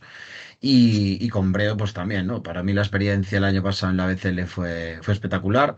Es verdad que el nivel de público baja entre semanas, es complicado, porque lógicamente Breogán también tiene mucho abonado de fuera de Lugo, de fuera de la provincia, mucho abonado que viene de otras ciudades gallegas y también incluso creo que tengo entendido de la zona de León o zona de Asturias, ¿no? Entonces, a gente entre semanas es muy complicado. Pero yo creo que la experiencia es buena, ¿no? Al final, lógicamente, tenemos el tema geográfico, ¿no? Que Lugo está situado donde está, igual que Galicia, pues en una parte muy, muy escondida de Europa. Entonces eso complica bueno, pues el tema de los desplazamientos para los equipos, ¿no? Pero yo creo que como club, a nivel de imagen, a nivel de crecer con patrocinadores es importante, a nivel de exposición de sus patrocinadores es importante. Y para mí fue una bonita experiencia. Yo estaba rezando este año de que llegaran un par de victorias más para poder alcanzar esa BCL, pero bueno, hay tanta locura que ahora mismo creo que ni los propios clubes saben quién se va a clasificar, porque muchos quieren salir del Eurocup, por lo que tengo entendido, porque es una competición más atractiva la BCL. Entiendo que Eurocup también le querrá dar una vuelta a su competición, porque si no se le va a ir la gente, ¿no? Entonces, bueno, también la entrada del NBA. Pues, ahora mismo las competiciones fuera de lo que es ACB, que parece que la ACB está realmente bien organizada, pero el resto de competiciones están un poquito así, un poquito ahora cogida por los dedos, ¿no? Y bueno, ahora Javi te hablará de su experiencia en Baxi, pero bueno, desde aquí lógicamente felicitarlos porque ha sido una temporada espectacular. Yo tuve, Javi lo sabe, tuve la posibilidad de ir a ver las semifinales, no me acuerdo el rival, creo que eran las italianas, ¿no? En semifinales y hubo un ambiente espectacular. Y con poco que le des a Javi, como tiene la experiencia de ACB, pues monta fuego, monta luces, monta lo que haga falta, ¿no? Y es lo bueno que tiene, ¿no? Que al final Javi ha hecho crecer desde su experiencia anterior en Obradoiro y ahora pues toda la experiencia que tiene en Liga ACB pues la ha trasladado a Baxi y está creciendo lógicamente el equipo de su mano, el club, perdón. Yo he vivido una experiencia muy diferente a la de Jaco, ¿no? Porque bueno, yo al final viajo con el equipo, entonces bueno, mi experiencia es un poquito más completa, ¿no? Pero sí, un poco en la línea que hablaba Jacobo, ¿no? Yo creo que, bueno, es difícil entre semana, sobre todo en invierno, que los niños tienen colegio, etcétera, etcétera, no tener una merma en la asistencia, ¿no? Nosotros la verdad es que, bueno, hemos estado bastante estables durante toda la temporada, pero sí, sobre todo fuera las notas, ¿no? O sea, nosotros este año que jugamos en Turquía contra Galatasaray, te das cuenta, ¿no? De que hay que darle hacer un replanteamiento de esta competición, ¿no? De hacerla un poquito más atractiva, ya no solo a nivel visibilidad, sino también a nivel de los clubes, ¿no? A mí una de las cosas que me llamó la atención es que la BCL, por eso también los clubes se van con respecto a la Eurocup, tú cada partido que ganas en la BCL ganas un dinero. La BCL ganas un y el campeón €1.000.000 creo que es, ¿no? El campeón €1.000.000. El femenino. El femenino es un poco sin fondo. O sea, desde nuestra experiencia, lo que hablaba Jacobo, ¿no? Al final estamos en la sanidad de España, tenemos 3 aeropuertos en Galicia, pero entre los 3 no hacemos uno. Es decir, tú a donde quieras ir, tienes que ir a Madrid o a Barcelona, porque vuelos internacionales hay 4. Y aún por encima, si te pasa como nos pasó a nosotros cuando fuimos a jugar la final, que el que tenías que era el más cómodo de todos, 3 días antes te lo cancelan, pues ya ni te cuento, ¿no? Entonces, bueno, al final, pues yo creo que todos debemos de reflexionar, tanto a nivel liga como a nivel institucional, si estamos preparados para que los equipos puedan estar en estas categorías, ¿no? Al final lo que está claro, y muchos clubes a otras competiciones pues renuncian porque económicamente no lo pueden sostener, ¿no? Tú no puedes ser algo tan básico como llegar a una final, ganarla, y ya no solo no asegurarte, ya no te hablo de que el año que viene juegues Euroliga, es que no te aseguras participar en Eurocup el año que viene. O sea, y luego, bueno, a nivel federación, pues creo que tienen que trabajarlo mucho, ¿no? Sobre todo, bueno, el ver si el formato es el adecuado, no puede ser. A nosotros nos ha pasado en nuestro grupo que la previa, por ejemplo, hemos ganado la ida de 45, la vuelta de 45. En Liga, en la fase de grupos, hemos ganado de 45. Realmente, el único rival que hemos tenido que nos ha puesto las cosas difíciles. Bueno, no, que hemos conseguido ganarles con todo el equipo que tenían, era Galatasaray, ¿no? Entonces, el producto yo creo que hay que darle una vuelta para que sea atractivo en este caso.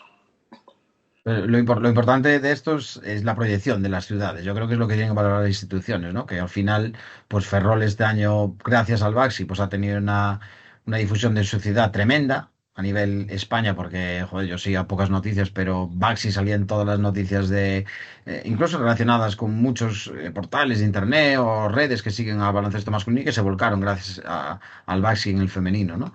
Y Sí, eso, la proyección de las ciudades es muy importante. Le pasó al Ensino también hace 2 años, recuerdo que tuvieron mucha difusión, y el Breogán mismo el año pasado. Entonces, bueno, jugar competiciones europeas también hace que pues, el nombre de Ferrol, el nombre de Lugo salga en todo a nivel de no, Europa, y eso es muy importante para clubes está claro. pequeños como los que estamos hablando, estos tres, ¿no? Yo estos días que he estado un poco con el cierre de la temporada, haciendo un poco el informe de impacto, de repercusión del club, bueno, empezando un poco con todo lo que había sido la Liga Femenina Andesa, ¿no? Está claro, ¿no? En cuanto empiezas a irte a las métricas, ya no solo de visualización de los highlights, ¿no? Sino de los partidos, Sí, sí, sí. los medios de comunicación, los alcances que tienen. Al final es que se dispara por completo. Nosotros hemos tenido la suerte de que tanto la Xunta de Galicia como el Concello de Ferrol han entendido que la situación pues requería de un apoyo extra, ¿no? Las empresas también se han volcado, la afición, a ver. Nosotros al final, a día de hoy, pues quitando yo creo que los grandes equipos de nuestra liga y en todas las competiciones femeninas de profesionales, ya no solo de fútbol o baloncesto, sino balonmano, deportes que tienen mucho tirón, pues podemos decir que hemos llenado 4 veces la malata, ¿no? Entonces, bueno, yo creo que es el ir avanzando esa proyección, creas afición, enganchas a la gente, y en cuanto más asociar vas creciendo, con lo cual no hay que irse solo a los números económicos, que si los cogemos así de forma natural, sin sesgarlos un poco, dices, pues esto compensa, bueno, pero bueno, hay que pensar que Estás invirtiendo en el futuro de tu club. que estás invirtiendo, Está no claro. estás ganando, efectivamente. Ya para concluir, nos quedan 2 minutitos. Un momento de la temporada, a bote pronto, un flash, Javi. Sin pensarlo. A bote pronto. La final en Lille.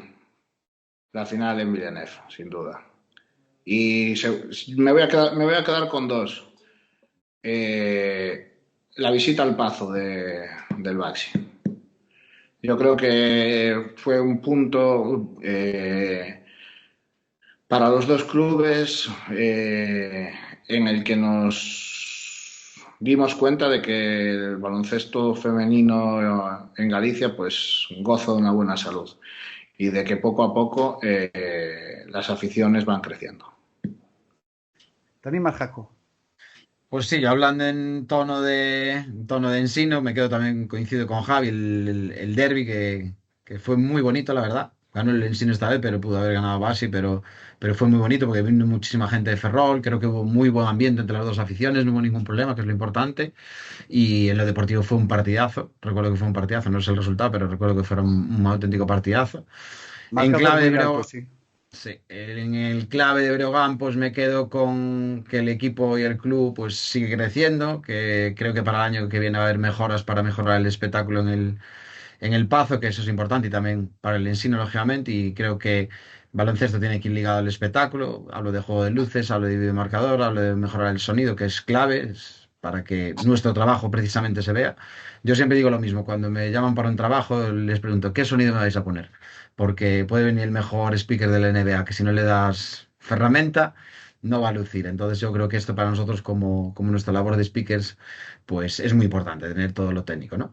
Y en clave de Copa, pues haber repetido, este año fue mi segunda ocasión, el año pasado en Málaga, este año en Gran Canaria, y ojalá pues pueda estar con este hombre que tienes aquí a nuestro lado, pues puede estar acompañándolo también en Valencia el año que viene, porque además va a ser una instalación nueva. Estoy segurísimo de que ACB va a poner todo en la carne en el asador y ojalá podamos repetir experiencia, porque la verdad fue uno de los momentos bonitos del año, la verdad. Ya sabemos que falla en Supercopa un año Sí, más. eso sí.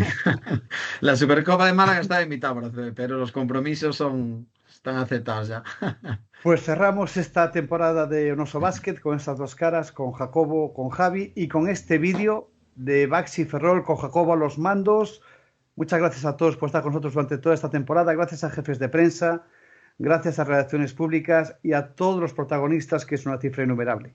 Y a los más de 2.200.000 personas que nos han visto en estos 31 programas. Chapó por Galicia y viva el baloncesto.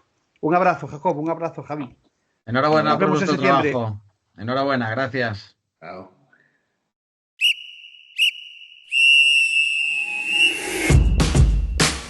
A canteira non para. Agora non para. A motivación non para. A enerxía non para.